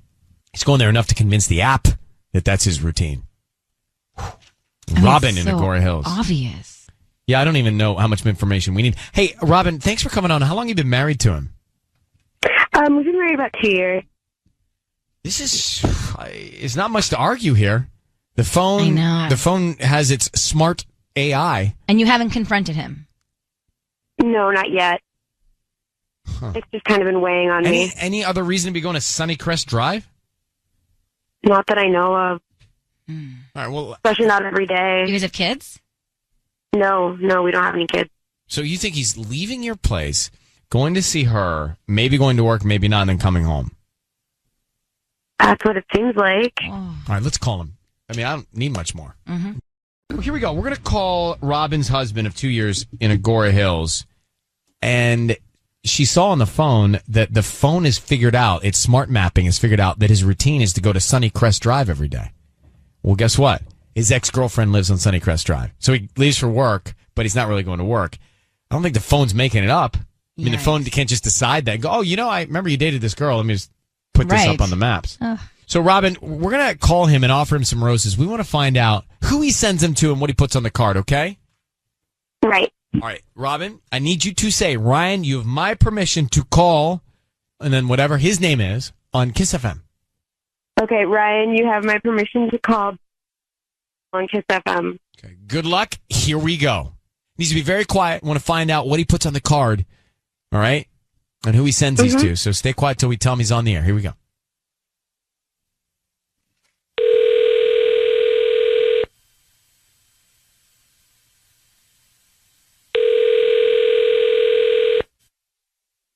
Hello. Hi, I'm looking for Bill. Yeah, Bill's here. Got him. Hi there. My name is Samantha. I'm calling from Flowers and Bliss. We're actually a new flower shop here in the Twin Oaks Shopping Center. How are you doing this morning? I'm doing well. How are you? I'm good. Thank you for asking. The reason I'm calling is because we're offering a chance for local residents here in the area to send free flowers to anyone that they'd like today. And you've been selected. So would you be interested in sending some flowers to somebody? Sure. I'll take the flowers. That sounds great. Awesome. It's a dozen roses. They're absolutely free. So what's the name of the person that you'd like to send them to? Just send them to me. I'll deliver them myself. Oh, well, we're trying to promote our delivery service. That's the whole thing. So if we could send them to the recipient, that would be the best. Could you just give us a name of who that would be? I'm sorry. Did I win flowers or not? Just send them to me. Okay. What's the name of the person you're going to send them to, though? Just give me a blank card. It's fine. Okay. No problem. Would you like them sent to your house, your work? No. Not my house. If you have my address there, just lose it. That's wrong. We moved. I don't have your address, sir. I only have your phone number. I don't have any information other than just that. Fine. Cool.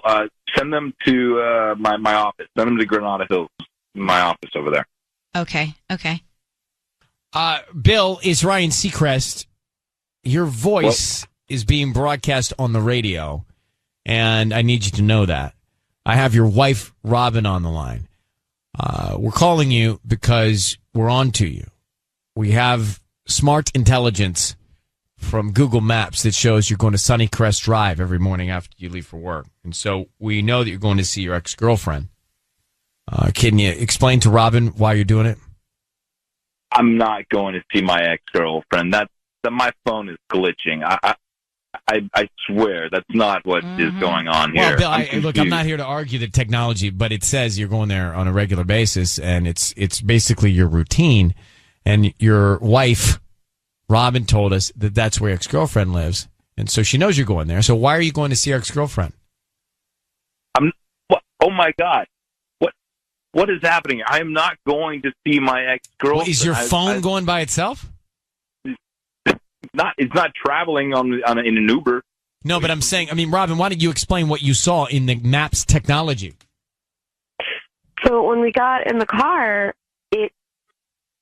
the address that popped up straight away in the Google Maps was on Sunnycrest Drive, and it only does that if that's what you put in every day. Like it brings up your routine. So I just don't understand why it would do that, because you don't work on Sunnycrest Drive, you don't live on Sunnycrest Drive.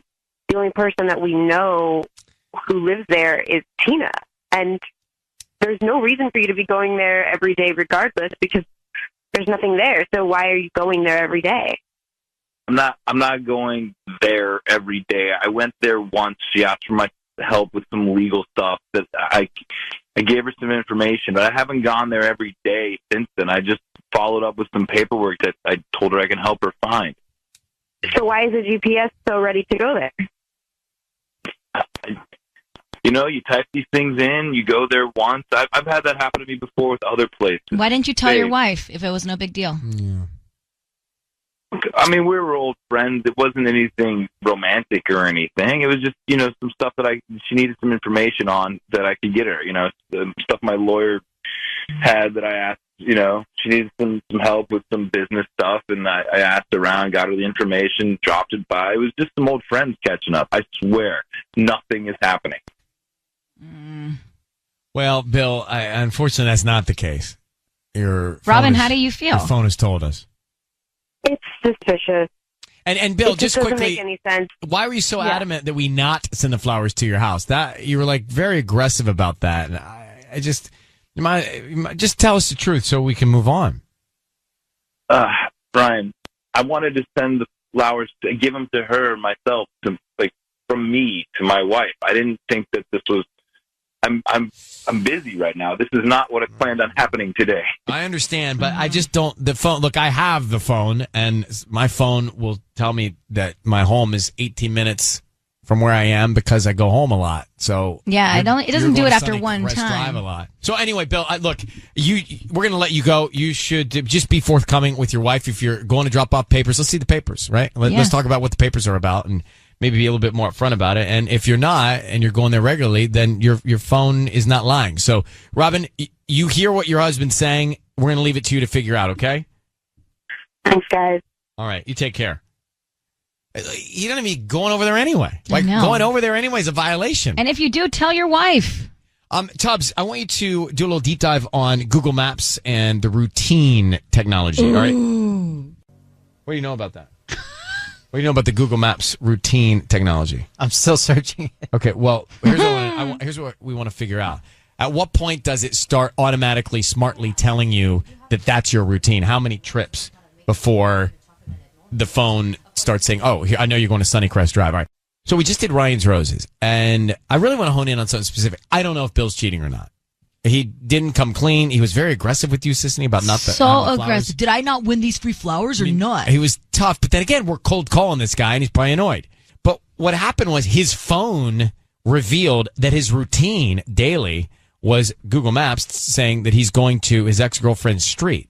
Now, he said he just went over there once to drop off some paperwork. But I'm curious to know, my phone gets smart and starts telling me how far places are that I go to all the time. How many trips do you need to take to a place before your phone with the intelligence starts telling you it's routine?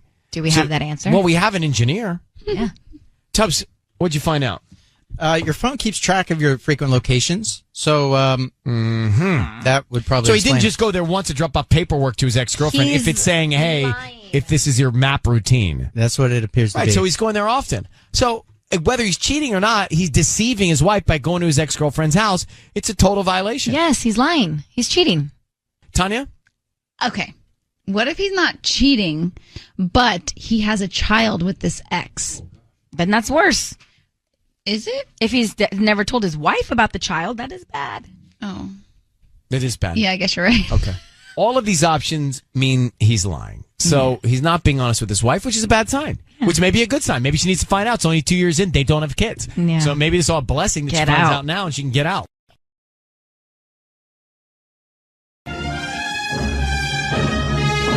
It's time for Ryan's Roses, okay? Yes, it is. Ready. You know that. You know that. You know that. All right, Patty, go ahead and make your way. Hold on. Oh, God. It's gonna take a It's little only a while. room away. You know, I don't think you understand how hard it is.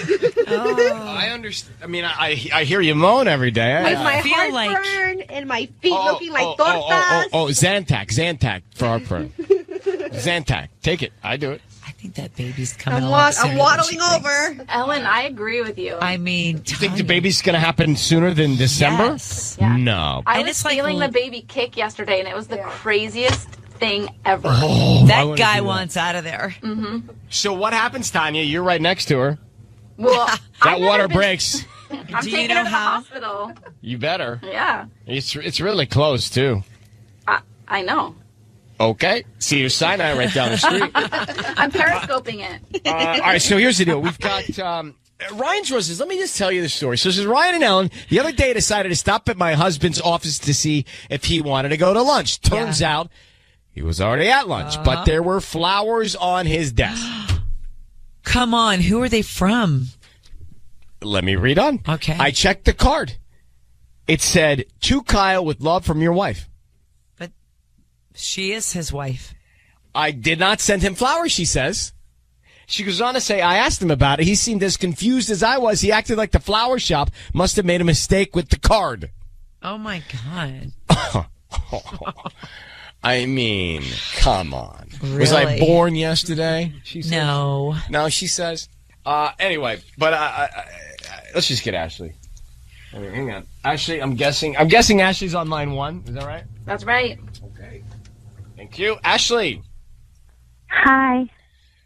Well, what a interesting trap that you found, huh? I mean, you found So, by the way, I love the idea, I would do this. Let me tell you something. Yeah. Surprise your spouse. Oh, yeah. Walk in on him at the office, at lunch, Random. at a dinner. Yep. You just check on him. Yeah. I know it's about trust, but it doesn't hurt. Yeah. Just check on him. Sorry, so he's like, gets flowers sent to the desk. They say, flowers to Kyle, love your wife. You are his wife. You did not send the flowers. He then says the flower company made a mistake with the card. Come on. That's crazy. I don't buy it. What if he has 2 wives? I hope not. I Well, hope yeah, not. but too. what if I mean, he I does? think that would be incredibly hard to pull off. I'm saying. Yeah, that would be. Call You him would, every night. yeah, you probably know that, right? I would hope so, but All right. something's going on. How long have you been married? A year and a half. How many kids? No kids yet. Hang on one sec. Okay. Patty! I'm right here. Oh, she made it. Okay. Here we go. What we're going to do, Patty's going to call him from the flower shop, offer him some roses, see what he puts in the card. We want to see exactly who he makes the card out to, and then what his message is, okay? Okay. All right, good luck. Oh. Thank you.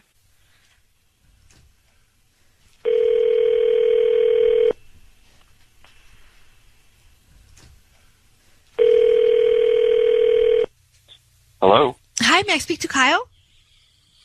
Speaking. Who's this? Hi, Kyle. My name's Patty, and I'm calling from flowersandkisses.com. How are you? You're calling from... Flowersandkisses.com. I'm calling because you've been chosen to receive a free dozen roses. Are completely free and no charge. Yeah. I think you've got the wrong number. I don't, Kyle. I'm actually calling you. You've been chosen to receive a free dozen roses. You may have purchased something online a few weeks ago and opted to receive a promotion or free coupons. And we're following up on that. So I'm here offering you a free bouquet that you can send to whoever you want today at no charge. Plus, I said free delivery. I'm not asking you for your credit card number or your billing address. Just the name of... Because I bought something online, so they sold my info. So now you guys have my cell phone and are trying to get more info out of me. Is that what this is about? No, we don't. No, but we don't buy customers' information. What happens is you opt in to choose to receive promotions or coupons from third parties, and that information is given to us after you opt to receive that information. Oh, so there's some fine print that I'm just missing when I make some like Amazon purchases or something. Because I mean, I wouldn't know where you purchased anything. That information is not given to us. I do know that you opted in for something like this, and I'm just calling you to offer you the promotion. I think it's a great promotion. You can send the flowers to whoever you want. It's a free bouquet. Red roses are very beautiful, and you can make somebody happy today. okay, So- what do you want first? You want the address? Do you want the? Let's start with the name of the person so I could get this going. All right, and this is a dozen red roses. A dozen red roses, correct. All right. You're going to really like them, I promise. And you're not going to go with any other flower shop after this but mine. Yeah, sure. Yeah, we'll go to the flower shop that got my info somewhere. But yeah, let's keep it legit. Flowers and kisses. All right. You got pen, paper, computer. I'm not sure. I'm ready for the information. Let's send these to Jessica. That is Jessica. To Jessica. Got it. And then have it read, with love from your husband. From your husband.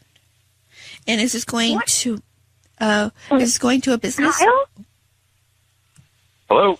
Kyle, I need you to know your voice is being broadcast on the radio. I have Ashley on the phone. She claims to be your wife. Is that true? To say I am your wife. Is that the case? Whoa. Honey? Whoa. Yeah, your wife? Is that the Who's case? not sending you flowers or receiving flowers and is not named Jessica?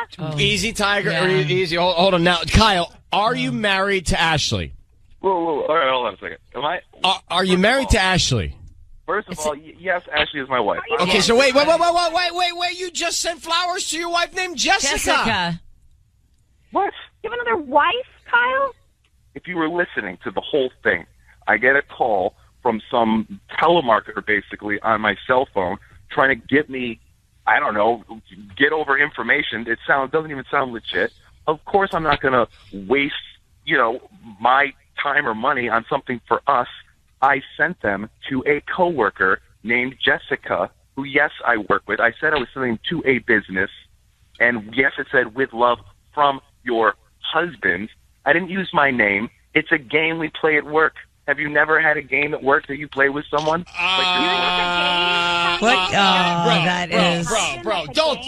Don't insult the entire city. You're kidding me. And by the way, if you are playing that game, you shouldn't be. You're not going to waste for what reason? money for what reason? Pay to your real wife or send it to your fake wife? So are you married to two women? No, I'm only married to the one.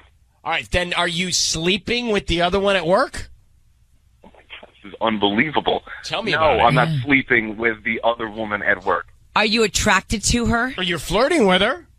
Oh my! Have you guys never worked? You guys work in an office? What constitutes as flirting? Instead of sending flowers to your wife, Ashley, you sent flowers to your coworker, Jessica, and said, from your husband. What in the heck do you think your wife is supposed to think?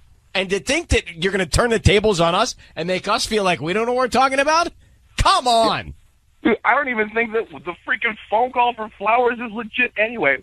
Oh, I have a small business where I give away flowers. Let me tell you something, like I would chance my home address with that. Get Let out me of tell here. you something, Kyle. You're condescending. Wow, yeah. You're condescending. You think that your wife isn't smart enough to figure you out. You're not being respectful to her. You're flirting with the woman. You might be just sleeping with her in the office. And you're married to Ashley. Not for much longer. Well, I agree with you. I agree with you. And if you think that we're going to buy your story, you kidding me? Yeah. The big husband-wife joke. That's the stupidest thing I've ever heard in my life. Kyle, if your wife Ashley was playing husband-wife with someone at work and did all this stuff. You don't do that anyway. Right. How would you feel? You know what? I know nothing's going on, so I don't feel bad at all. I know nothing's going Kyle, on. you are buttoned up. All right, yeah, you want to know what, honey? You know the password on my phone. You can check my check messages when I get home. You want to go through my email. You want to check the credit card statement. You go nuts. All right, Kyle, I got something that happens when I talk to people like you. I hang up on you. Now, Ashley, he sounds like such an indecent person. Why in the world? What are you attracted to? I don't know. He didn't always treat me like this. Yeah, but he's just a disrespectful guy. I know. You got to make a choice. Listen, he's to me. I don't know. Yeah. He's a little verbally abusive, by the way. Yes. And to me, you need. I would get to this, Jessica, and I'd find out what's going on. But you need to be clever here because he's trying to play you as a fool, and it's just not the case. He didn't send you the flowers. He sent him to play some joke like their husband-wife role-playing. Come on, I'm spitting all over the microphone, but come on. Yeah, but it's gross. I mean, not your spit. This. Disgusting. I mean, like, what's the point of being married? Well, you have to decide that because that's complicated. But you get. I do not like his tone. I do not like his disrespect for you. I don't think you deserve it. So you got to decide the upside, the downside on your own. And good luck. And thank you for calling. Thanks, guys. Oh, good luck. What a jerk. Yeah, what a jerk. Does that make any sense? I'm trying to think. How does that make any sense? It doesn't. He's a liar and a jerk. Well, even if he's just role-playing husband, that role-playing husband is not okay. Right. I know. It just takes it out of you, doesn't it? All right. It is time for Ryan's Roses. Let's get to Jerry in Norwalk. Jerry says, and there's a twist to this one, so listen if you can, or pop us on your iHeartRadio app if you got to get mobile. But this one says, Dear Ryan and Sissany, my wife has been working out and taking care of herself, which is great. At first, I really was supportive, but now she's missing family events because it's the only time her trainer can see her. I suggested she find another trainer, and she blew up at me. So you see where this is going. He thinks the trainer's messing around with his wife. Now that happens. It does happen, actually. What do you know? Well, I don't know, but I mean, I feel like you always see it in movies and stuff, but I don't want a male trainer. You know what opens the door? What? The stretch. Yeah, you're right. You see the way that they stretch You sometimes? have to get really close, all up in there. Yeah, and the stretch, that is the gateway to problems. If you were married and your wife wanted to Blow go off see the a stretch. personal trainer, Blow off the stretch. would you have a say? Would you be like, I'd really appreciate it if you didn't have a male trainer? No, I'm fine with it. Just blow off the stretch. Well, she has to stretch. She can stretch on her own. Okay, so clearly there's a problem. Jerry is on with us now. Jerry in Norwalk. This is not a good feeling, Jerry. I'm sorry you're going through this, buddy. Yeah, thank you, Ryan. So, what would you like for us to do? I would love for you to send the free flowers to my wife's trainer and see if we can get this figured out. How long has your wife been training with this guy? Like about 3 months now, I think. Tell me a little bit more. I just want to get a little texture here. So, you suggested she find another trainer and she had an allergic reaction to that? Yeah, pretty much. She's missing family events. I said, well, if he can't work into your schedule, we should find someone else. And she blew up at me. She freaked out. Yeah. That doesn't make any sense. Yeah, almost like she's defensive or something. That doesn't add up at all. I don't like that at all.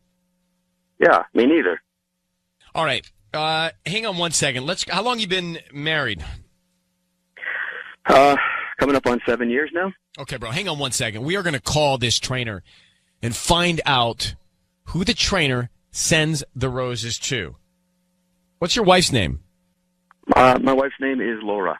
Laura. That's the name. Okay. Okay. Hang on, buddy. Coming right back with you. 1 second. Here we go. It's the call, Ryan's Roses. This is an interesting one. Jerry in Norwalk thinks that his wife is messing around with the trainer. And he said, hey, you know what? You're missing stuff. This is really weird. You're training odd hours. You're missing family events because you got to train. Why don't you should swap trainers? And she just blew up at him. Which is weird. That's the smoking gun right there. Yeah. I mean, there's a problem if she reacted like that. It's about a trainer. I mean, come on. Like she clearly didn't want to switch trainers and it affected her so much. So let's get Jerry back here. Jerry, I need you to say, Ryan, you have my permission to call, and then whatever his name is, the trainer on Kiss FM. Ryan, you have my permission to call on Kiss FM. All right. We are going to offer him some roses. Find out who he wants to send them to and what he puts on the card. And your wife's name is Laura? Yes, Laura. All right, Jerry. Good luck, buddy. Here we go.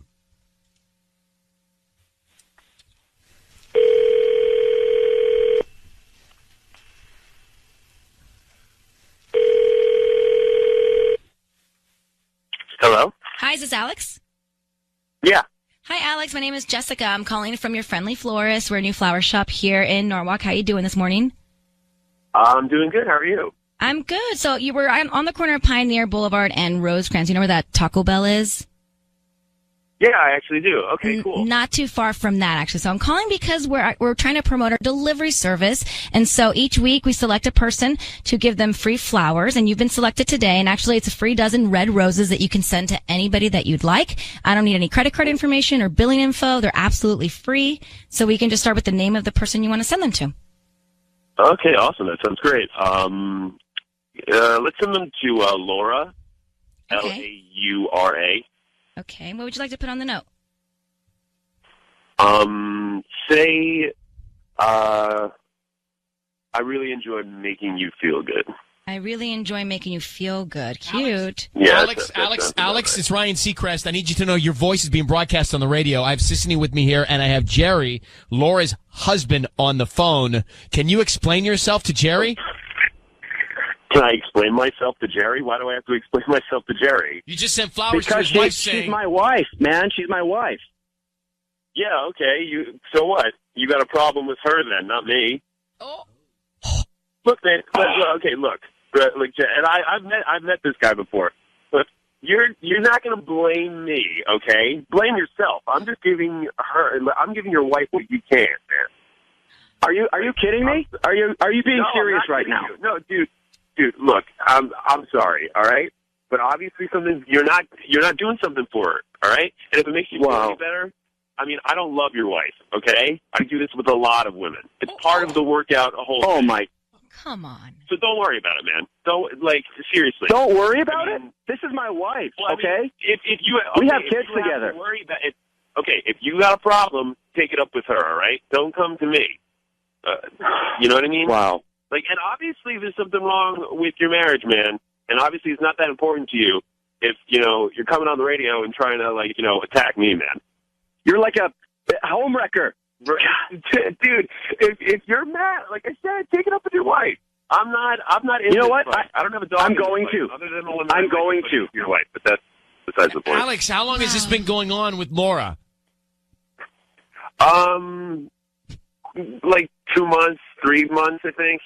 It's been going on for You're not a good guy, man. Yeah. You're not a good guy. What do you mean I'm not a good guy? I'm just listening to what you're saying. You don't sound like a good guy to me. Well, I mean, I'm sorry. It's part of the workout. I mean, you say you do this with multiple women. Validate me about how I feel about myself. But Alex, this guy has a problem in his marriage, and he's going at the wrong place to try to solve it. Wow, I don't even know what to say to you. I'm speechless too. Does Laura know, Alex, that you do this, with multiple women? I mean, I don't hide anything from her, but again, like I said, I'm not in love with her. All right, it's a purely. You wanted to send flowers to her, so is she more important than the other women? No, I mean, no, none of them are important as any other one. This is why I don't think you're a good guy. They're all women that I. But Alex, do you not understand when Jerry says you are a home wrecker? What he means by that? Do you not carry any of that guilt or feel any do you badness? Have a soul? But here's the thing. Think about it like this, though. Okay, think about it like this. Isn't she wrecking her own home? I didn't go out and literally look for Laura. Well, she's certainly not innocent. That's true, and she's not innocent, Jerry. She came to me. And then, we started vibing, things started happening, and then. No, listen. She came to you. She came to you as a trainer, okay? You took advantage of her. She is vulnerable. And you took advantage of that. No, dude. She came to me desperate, all right? And if I'm the one who's wrecking, your wife wrecked the home. You manipulated her. Okay, let's be honest. Let's call it what it is. Fine. You took advantage of her in a weak state, and she gave in. Okay, yeah, she's not guilt-free. All right, she gave in too. Better at night, dude. Then fine. You took advantage. All right, Alex. So wait, Alex. Why did you send her flowers? Because that's what you wanted to hear, isn't it? This is why you did the call in the first place, right, Jerry? Look, man, I'm a fan of your wife. I believe me, I don't love her, but I've loved stuff she's done for me. I got it. Okay, You know Alex, what? I do love her. Alex, you're Wow. not a good guy, bro. You're not a good guy. Alex, you're not a good guy. Why didn't I send roses to her? But Alex, come on, look at what you're doing to other people's lives, man. I mean, come on. I'm dropping Alex. Wow. Jerry, I really am shocked by his attitude not only doing this, but the way he spoke about doing this. Yeah. And that shocked me. Yeah. But Jerry, you need to get to Laura right now. Yeah. You know what? Yeah, I do. I'm going to talk this through with her, and yeah, hopefully we'll figure it out. I'm so more sorry, patience Jerry. than I if you're going to talk it through. All right, Jerry, good luck, my friend. Thank you for reaching out to us. Thank you. Could you imagine? If he's going to talk it through, I would be so livid right now. What, you think it's Laura's fault, Tanya? Well, I don't think it's her fault, but You I know. kept mouthing to me, it's Laura's fault. Jerry should call his wife and yell at I her. know, This but you Alex acted guy like- owes nothing to Jerry. You're not going to side with Alex. I'm not saying I don't like Alex, but it's All right, true. let me- I need Jerry should be mad at the wife, not at the trainer.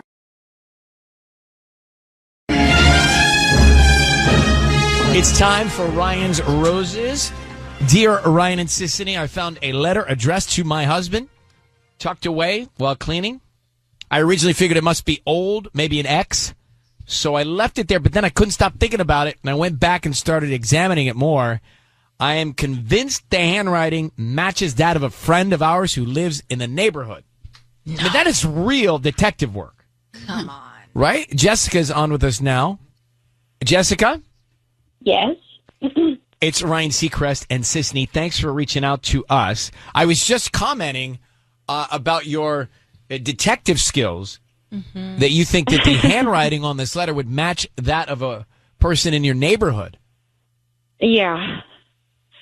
Well, she's given us Christmas cards before and written like thank you notes and birthday cards for the kids. So I know her handwriting pretty well. And you say that you know your husband will not send flowers to anyone. So you want us to tell him he won a romantic weekend getaway to Palm Springs? Yes. You've really thought this through. No strings attached. All you need are their names of the people going. Okay, so tell me what you think he will respond with. Well, I think he might be confused at first. But I'm just wondering, because sometimes he goes away for work. So I'm just wondering if he could possibly use this to go away with her and say that it's just for work. So I'm just wondering if he will take the option and if he'll want to go with her, if he'll put her name down. And what is her name? Mallory. Valerie or Mallory? Mallory with an M. Mallory. Okay. All right. Let us organize this. I'm going to put you on hold and we'll come back, okay? So, sis, you think you got that down, right? Yeah, got it. We are on with Jessica. We're in the middle of Ryan's Roses. And Jessica has just told us that she found a note tucked away that her husband had. And she thinks it matches the handwriting of a friend of theirs who lives in their neighborhood because they get cards, holiday cards and things like that. I mean, that's some real complex detail to start putting the pieces together. I could see that. I can recognize my neighbor's handwriting as well from thank you cards and things like that. Well, I must not have to. good neighbors because no one's writing thank you cards to me. I haven't gotten a handwritten thank you. Only person I have the best neighbors ever. All right, so she wants us to send basically call and say that he's won a romantic weekend to Palm Springs, no strings attached, blah, blah, blah, right? Cool. Yeah. All right, so Jessica, we're about to do that. I just need you to say, Ryan, you have my permission to call, and then whatever your husband's name is on Kiss FM. Go ahead. Ryan, you have my permission to call on Kiss FM. Okay, so we're going to call him, and the other woman you're concerned about, her name is Mallory. Yes. Okay, be very quiet while we try to get to the bottom of this, and then we will tell him he's on the air after we try and get some info. Okay. Okay, good luck. Here we go.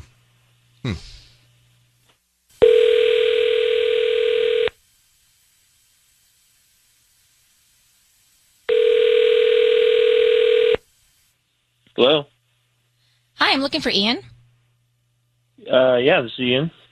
Hi, Ian. My name is Darcy. I'm calling from Express Destinations. Congratulations. You've been selected for a romantic weekend getaway to Palm Springs. It's a 2-night stay at the Desert Inn plus dinner for 2, and this is absolutely free. We just ask that you leave us a positive Yelp review. Is that something that you'd be interested in? I'm sorry, who is this again? My name is Darcy. I'm calling from Express Destinations. You know, we can just start with the name of your guest, and if you want to think about it, we just need the name of your guest, and we can hold your reservation for 24 hours. You can give us a call back to confirm the best dates for you. I'm a little confused because I didn't actually sign up for anything like this. What company are you with? Right. Again? You may have purchased something online in the last 18 months and opted in to receive promotional offers from companies like ours. We're Express Destinations. Express? Yeah, I've never even heard of you. We're fairly new. That's why we're doing this promotion. So we just ask that you would leave us a positive Yelp review if you enjoyed the experience. We can just start with the name of your guest. Well, no, I'm a little. I'm sorry. I'm just a little concerned with like how you got my name. I mean, I feel like I'm being like set up for something here. So, did someone set this up? I have no recollection of that. We're just calling people to see if they would like this romantic getaway. Yeah, but I don't even know who you guys are though. I mean, like, I don't know how you got my name. I didn't sign up for anything, or I didn't pay. I didn't buy anything that would have this. So you would have online. That's how we get our database. It's pretty fine print, but I understand if this is something that you're not interested in, we could move on. Well, yeah. I mean, I just feel like someone might have, set me up for this, and I don't. I'm trying to figure out who that. Ian, Hello? Ian, your voice is being broadcast on the radio. It's Ryan Seacrest. We have your wife Jessica on the line. So, Jessica, what did you want to say? Ian, hi. Why would you think you were being set up? Hi. I mean, I didn't sign up for anything like this, so I don't know what. Someone just called me out of the blue. Why are you saying you think it might be a setup? What would be the reason that you would need to be set up? Is there any reason that you think this might be a setup? What? No, I'm just like, I don't understand how my information, like, I'm sorry, I'm maybe a little defensive or kind of confused of what's happening here because I never signed up for a contest. Why did you say set up? Why not? I never signed up for it. I didn't set any of this up, so I don't know why I would be. Who would be trying to set you up? Like, what reason would you have to be set up? I don't know. That's why I don't understand. Let me just jump in here for a second, Ian. We're calling you. Jessica has shared some information with us, and she thinks she has found a note that you have stashed away from Mallory, a friend of yours. Can you explain this note to her? No. Well, can you explain, Jessica, to Ian what you found? I found a note from Mallory to you, and it was talking about what a great time you have had and how much she likes you and how wonderful the times you've been spending together are and how she values them. So I'm really confused on why she would write that to you. Some of it kind of went into detail, so I'm kind of I feel bad that I found it, but I wasn't snooping. I wasn't looking for anything. I just kind of found it I was cleaning, and I'm wondering why she would be writing that to you. Is there something going on with her? I don't even know what is. I feel like I'm being like set up here in some weird joke or something. I don't know what is happening. It's not a joke. I found this note. I just want to know why she would write this to you. It was addressed to you. It was from her. It's her handwriting. I don't even know. I'm not even aware of a note being like written to me that way. So you're saying the note doesn't exist? I mean, I don't think so. I don't know what this note is. I would have to see it. All right. So listen, Jessica. I mean, when you guys are in the same place, why don't you show him this letter? But Ian, she is concerned that something's going on with the woman named Mallory. So, is there anything you want to tell her now? No, I mean, Mallory is one of our friends. Like, I don't know why would I have a note from her. Okay. Well, Jessica, I don't know if we can do much more, but show him the note and see how he responds.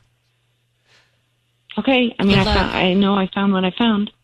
All right. Well, good luck to you both. Thank you very much. So, we're going in circles there. I don't know. I mean, it could just be from an ex-girlfriend that he just doesn't remember keeping. Guys do that stuff all the time. Believe that he really doesn't remember a letter? I kind of do believe him. I do believe him. All right.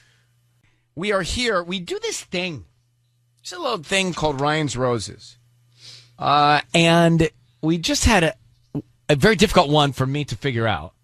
Ian and Jessica. And Jessica found a note from a woman in Ian's stashed away spot, wherever it was. And the note was a romantic note. And so she thought that, I don't think this is an ex-girlfriend. This looks like the neighbor's writing. The name of the woman is Mallory, and somebody that they know well. He, however, had no emotion or reaction from the get-go. Now, we didn't offer him roses. We offered him a romantic weekend getaway to Palm Springs per her request. But from the moment you started with your whatever made-up vacation company, yeah, Express Destinations. Express Destinations with the fine print. I love that part. That was well done. Thanks. You may not have seen the rules. It's very fine print. But from the moment he got on the phone, he was skeptical. So I can't tell if that's out of guilt or he's just like a skeptical guy. It may be that he's a skeptical guy because she said we can't do the roses on him because he won't send roses. So that just may be his demeanor, his MO. Yeah.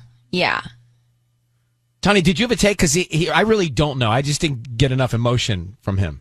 No, I didn't believe him for a second. First of all, I feel like letters like that. Like, I could tell you every letter I have in my apartment from any man in my life. Again, I think that's apples and oranges. Yeah. Guys don't. Guys, I'm just going to tell you, I don't want to generalize, but what you probably recall and what I probably recall would be an apple and an orange. Really? Yeah. Yeah.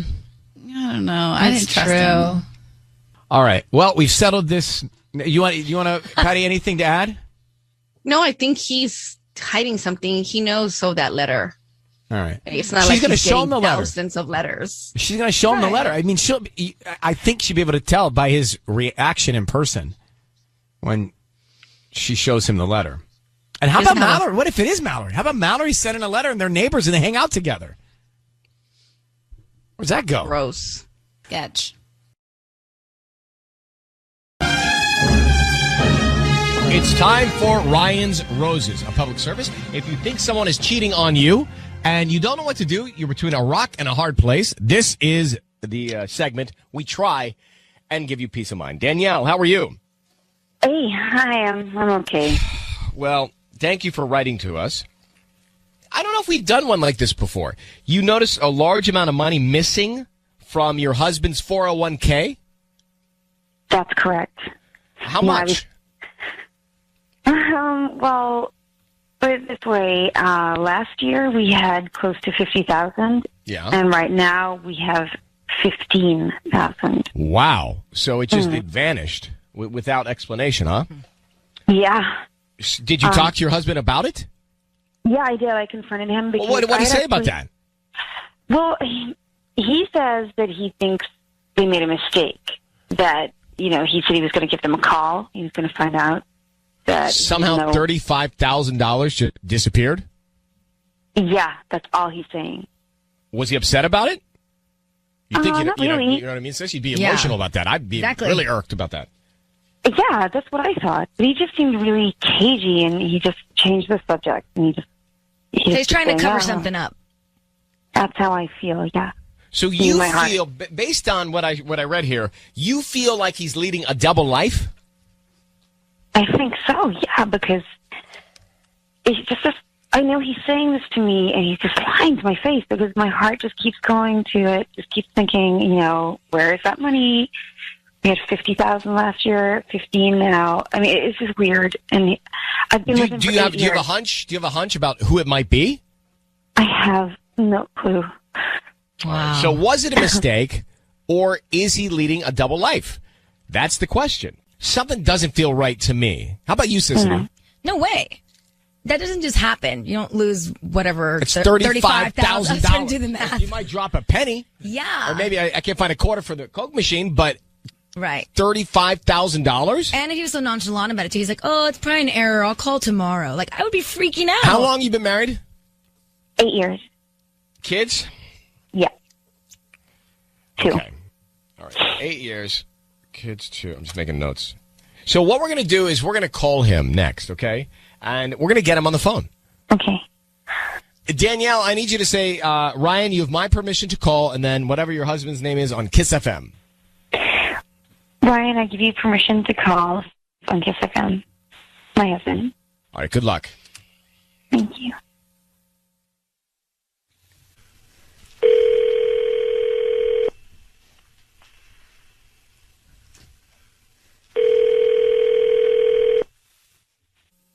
Hello? Hi, may I speak to Steve? Yeah, this is Steve. Max is calling. Hi, Steve. My name is Julia. I'm actually calling from Sweet Buds and Roses. We're a new flower shop here in Cerritos. How are you doing this morning? I'm good. How are you?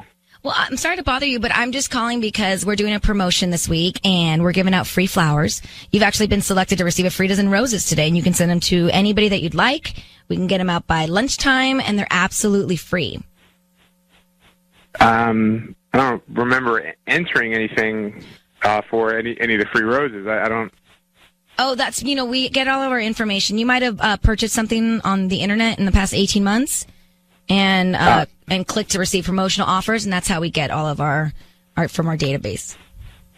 Oh, okay. I don't need any credit card information from you. They're absolutely free. We just need the name of the person you want to send them to and a quick note, and we can get them out this afternoon. And if you like them, just, refer us to friends and family. We're just trying to get the word out about our new flower shop. I appreciate it, but I think I'm going to have to pass on that. Oh, are you sure? I mean, they're absolutely free. You can don't you have like a girlfriend or a wife you can send them to? I'm not okay with kind of just throwing any kind of information over to anybody that I'm not 100% sure of. I appreciate it though. Well, we're new in town. We're called Sweet Buds and Roses. You can drive. We're actually right off the 605 here in Cerritos. I can give you our address. If you want to come by, you can actually pick them out yourself. No, I really appreciate it, but I'm going to have to pass. I'm not. I'm okay. Hey, Steve, this is her colleague who works at the same shop.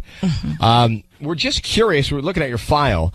We're wondering why your 401k went from $50,000 down to $15,000. It seems surprising. What? Wait. We have a file on you, and I just noticed here, it stood out to me that you have a 401k, but it went from $50,000 to $15,000 suddenly. That seems strange. Is everything okay?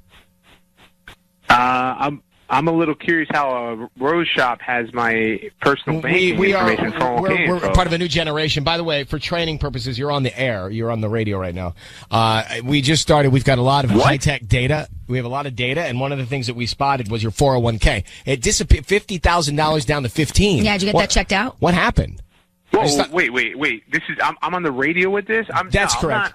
I'm not okay with my 401k info or anything that's my personal info. Your wife is on the line, too. What? Danielle. Wait, Danny, what's going on here, Danny? I mean, I just want to know where that money went.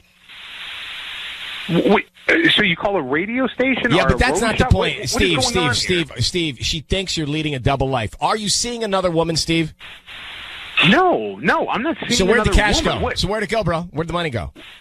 Where'd the money go? It helped to pay a friend. What does it matter? It helps to pay a friend. What service did that friend provide? I don't think it's really anybody's business to be out there. It was something that I did for a friend, and it was surgery. that they had to get, and I wanted to help them out. Was this friend a female? Yes. What kind of procedure did she have? Damn it! Was there an augmentation? Yes. It was a boob job. Okay, What? It was a boob job. There. So just so There. we're clear, and your wife is dropped. Her phone dropped. So you bought another woman breasts and didn't tell your wife? You can't do that, Steve. That's not the way it works. Well, I mean, at the end of the day, it's my money, and it was something I You cannot buy another and, woman breasts when you're married. It's not your money when you're married. Steve, how could you possibly think that that's okay? This is your 401k money. You don't buy. Yes, I got a lot of we friends. have a lot of. You don't buy another woman when you're married. You don't buy another woman breasts. I don't have a problem with it. I did not have a problem with it. It's like, bro, your wife, if she were on, can we get? Did she drop? What had she go over the hill? I got to get his wife back, Danielle. Huh? Let's get her. She's going to be going nuts right now. Steve, how can you possibly, in your own head, justify buying boobs for another woman when you're married? I did it for a friend. Why did you do it? It was something. To your benefit. To your benefit. Is your wife friends with her as well? Are you going to see these boobs a lot? It's No. not to your benefit. It's So you not to my bought breasts benefit. for another woman that you will not benefit from. I don't buy it at all. No way. And does your wife Nope. know her? My wife knows her. Yeah. All right. Oh, so then why not tell her? Your wife is back. Danielle? Hi. So we just found out your husband bought boobs for another woman. What? Yes. I'm telling you. Wait. $35,000 worth of breasts. You paid, not Samantha. Did you pay for Samantha's boob job? It was something that I did for a friend. Who's Samantha? Samantha is an old friend of mine, and Danny Oh my knows God. her. Are you sleeping with her? No. Let me tell you something, Steve. If you and I were married and you bought boobs for someone else, I'd be very upset. If you bought anything for someone else with that amount of money. Well, life or death surgery, I'd be okay with. Okay. But if you bought another woman boobs, and Steve, you and I have been married, right? And we do what we do. 8 years, 2 kids. We've been together 8 years, Steve, you and I. And you go and you buy boobs for Tanya, it would bother me. And then you lied to me about it. You tried to make me sound like I'm crazy. Steve. You and I, Danny, will talk about this, but you and I. Oh no, you and I will talk about this, Steve. We will all talk about it. This isn't something that I need to express with a road shop or a radio or whatever. You do, Steve. I'm going to let you go, but Danielle, I need you to call me back this week and let me know what's going on here, okay? Okay. Good luck, sweetheart. Thank you. You cannot buy boobs for another woman if you're married. No.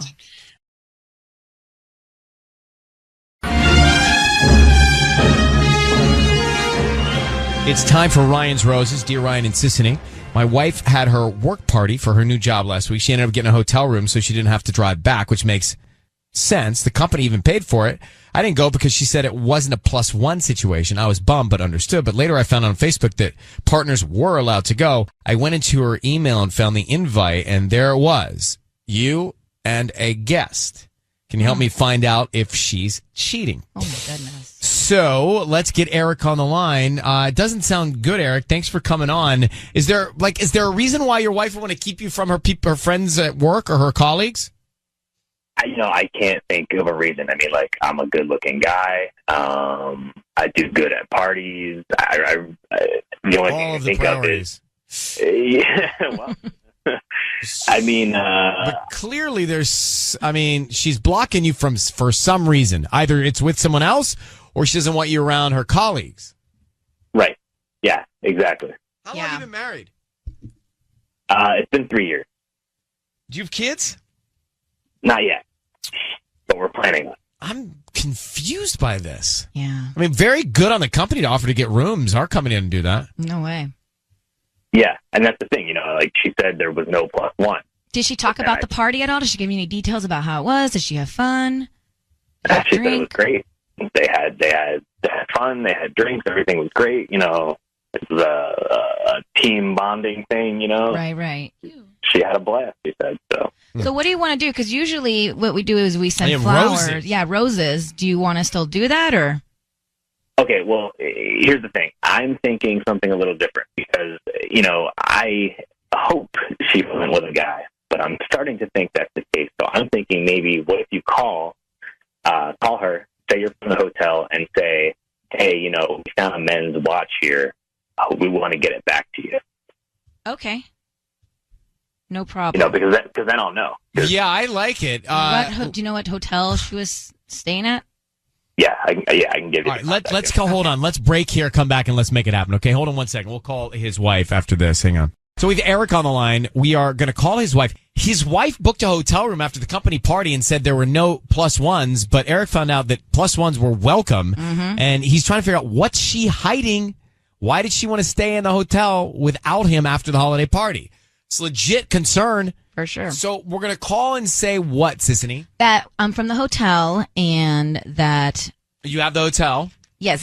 So I know the hotel that they were at, and I will say, you were just a guest here, and, well, I can just do it, but basically saying that there was men's watch left behind. A men's watch left behind, and see how she reacts to that. All right, so Eric, I need you to say, Ryan, you've my permission to call, and then your wife's name on Kiss FM. Go ahead. All right, Ryan, you have my permission to call on Kiss FM. And we are going to right now be very quiet until we tell her she's on the air. Good luck, okay? Okay.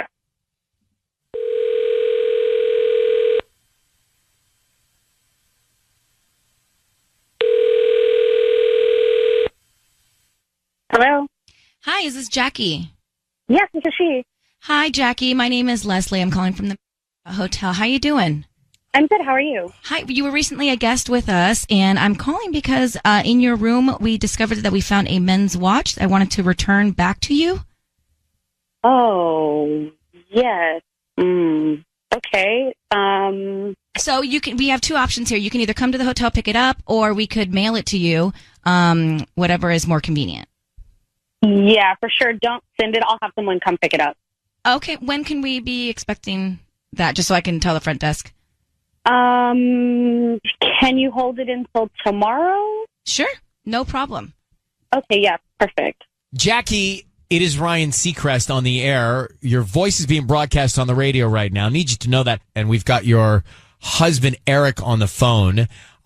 Eric, you asked the questions. Yeah. Why was there a men's watch left behind in your hotel room? Can you please explain that, Jackie? Babe, I was trying to surprise you for Christmas. It's just a Christmas gift I bought for you, and I was trying to bring it home and surprise you. Really? Wait, yeah. Jackie, why were you in the hotel room without your husband? Well, it's my Christmas party. It's my first year with this company, and I just wasn't trying to, I just wasn't trying to have to entertain my husband and with my new coworkers. You said there was no plus ones. I found out there was plus Yeah, why'd you lie to him? Why weren't you just honest with him and just say that? I didn't want to hurt his feelings. Eric's a sensitive guy. I didn't want to, it's like, how do you explain that? Like, I don't want you to come, honey. It's rude. I do great at parties. This whole thing just sounds really suspicious to me. Wait, Jackie, why didn't you just let the Marriott send the watch to you? Because it's just easier to have my assistant pick it up. I wanted to keep it a surprise. So just so I'm understanding this on Eric's behalf, you're telling us that you lied about the plus one just to not have to deal with it. He didn't go. You stayed in the hotel, and the men's watch wasn't from somebody that left it there. It was really a gift. Why did you bring the gift to the holiday party? Yeah. Well, no, I bought it while I was there. What kind of watch was it? Wait. You bought the watch while you were at the holiday party? Well, there's shops around, But I don't know. What kind of watch was it?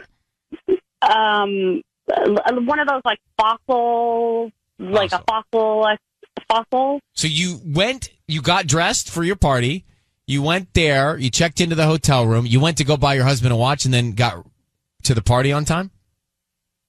Yeah, I just whip around. Yeah, I'm speedy like that. I'm not believing you, Jackie. Yeah, I'm not. I'm sorry, but I'm not. I don't know what to do. Look, I tried to surprise my husband. It didn't work. I never even wear a watch. You want me to start wearing a watch now, I guess? Or what? I don't... I don't know. Like men's accessories are in. All right. Well, Eric, look, there's something else we can do. I mean, you have to decide whether or not you believe your wife. It's sounding fishy to me. It's just from me. All right. Well, good luck to both of you. I think she's lying. Totally lying. Everything's so programmed. All the answers programmed. All right. If you missed Ryan's Roses, I think we caught his wife cheating at the holiday party. Absolutely. So Eric thinks that something's going on with his wife because Jackie, his wife, went to the holiday party. She stayed in a hotel room without him. She said no plus ones when there were plus ones allowed. Mm-hmm. Sissany, who, by the way, you fooled me. You could have worked at the Marriott the way you handled that. Yeah. Okay, thanks. So she calls from the Marriott saying, "Oh, ma'am, you left there was a men's watch left in your room." She doesn't hesitate and says, yeah, of course. I'll come pick that up." And then she says to her husband, "Oh no, honey, it was a gift I bought you and I left it there." I don't believe any of it. I'm really curious to know if, what if I would have said, "Oh, men's shoes were left behind" or something? I don't know. And then would she still come up with the same lie? Yeah. I think that's what she was. Or I should have been there was dirty men's shoe socks left behind. Or there was a used. We said used. Yes, dang it. She didn't seem to care about his feelings though. No. Used. So I think it was a blatant cover up. Found some dirty underwear. Would you like that returned? Used watch. But you wouldn't say a used watch. Well, a watch not in the box. Yeah. Right. A rogue watch. You know, like when she said, you just would have. Hindsight. Anyway, I still think she's cheating on her husband. That was easy. Yeah. Cassidy, what'd you think? Well, the same thing happened to a friend of mine. His wife was sleeping with her boss. And so it's like he was always hidden from her coworkers. He felt like it was just a mess. So I just think, I don't know, this chick needs to leave her job or her marriage is over. They'll never have trust again. The whole thing just sounds like... I just think she's cheating. I think she's cheating already. But Let me ask Dylan. She just started at this job. She's already cheating with somebody there? Or she brought someone else. Right. Doesn't have to be from there. Dylan, what'd you think? I mean, wow. It sounds like she's very suspicious. I mean, clearly, she just sounds like a liar. She keeps just defending herself by going, yeah. It's like typical liar behavior. I feel so bad for this guy, you know? He clearly loves his wife, and clearly she just had another guy in the hotel room, right? Totally did. And if she really wanted to prove herself, she would have been like, "I'll show you the receipt from the watch." She didn't. But she just no. She already knew what she was going to say. It was as if she was ready, and it was just too slick. Dylan, thanks for calling.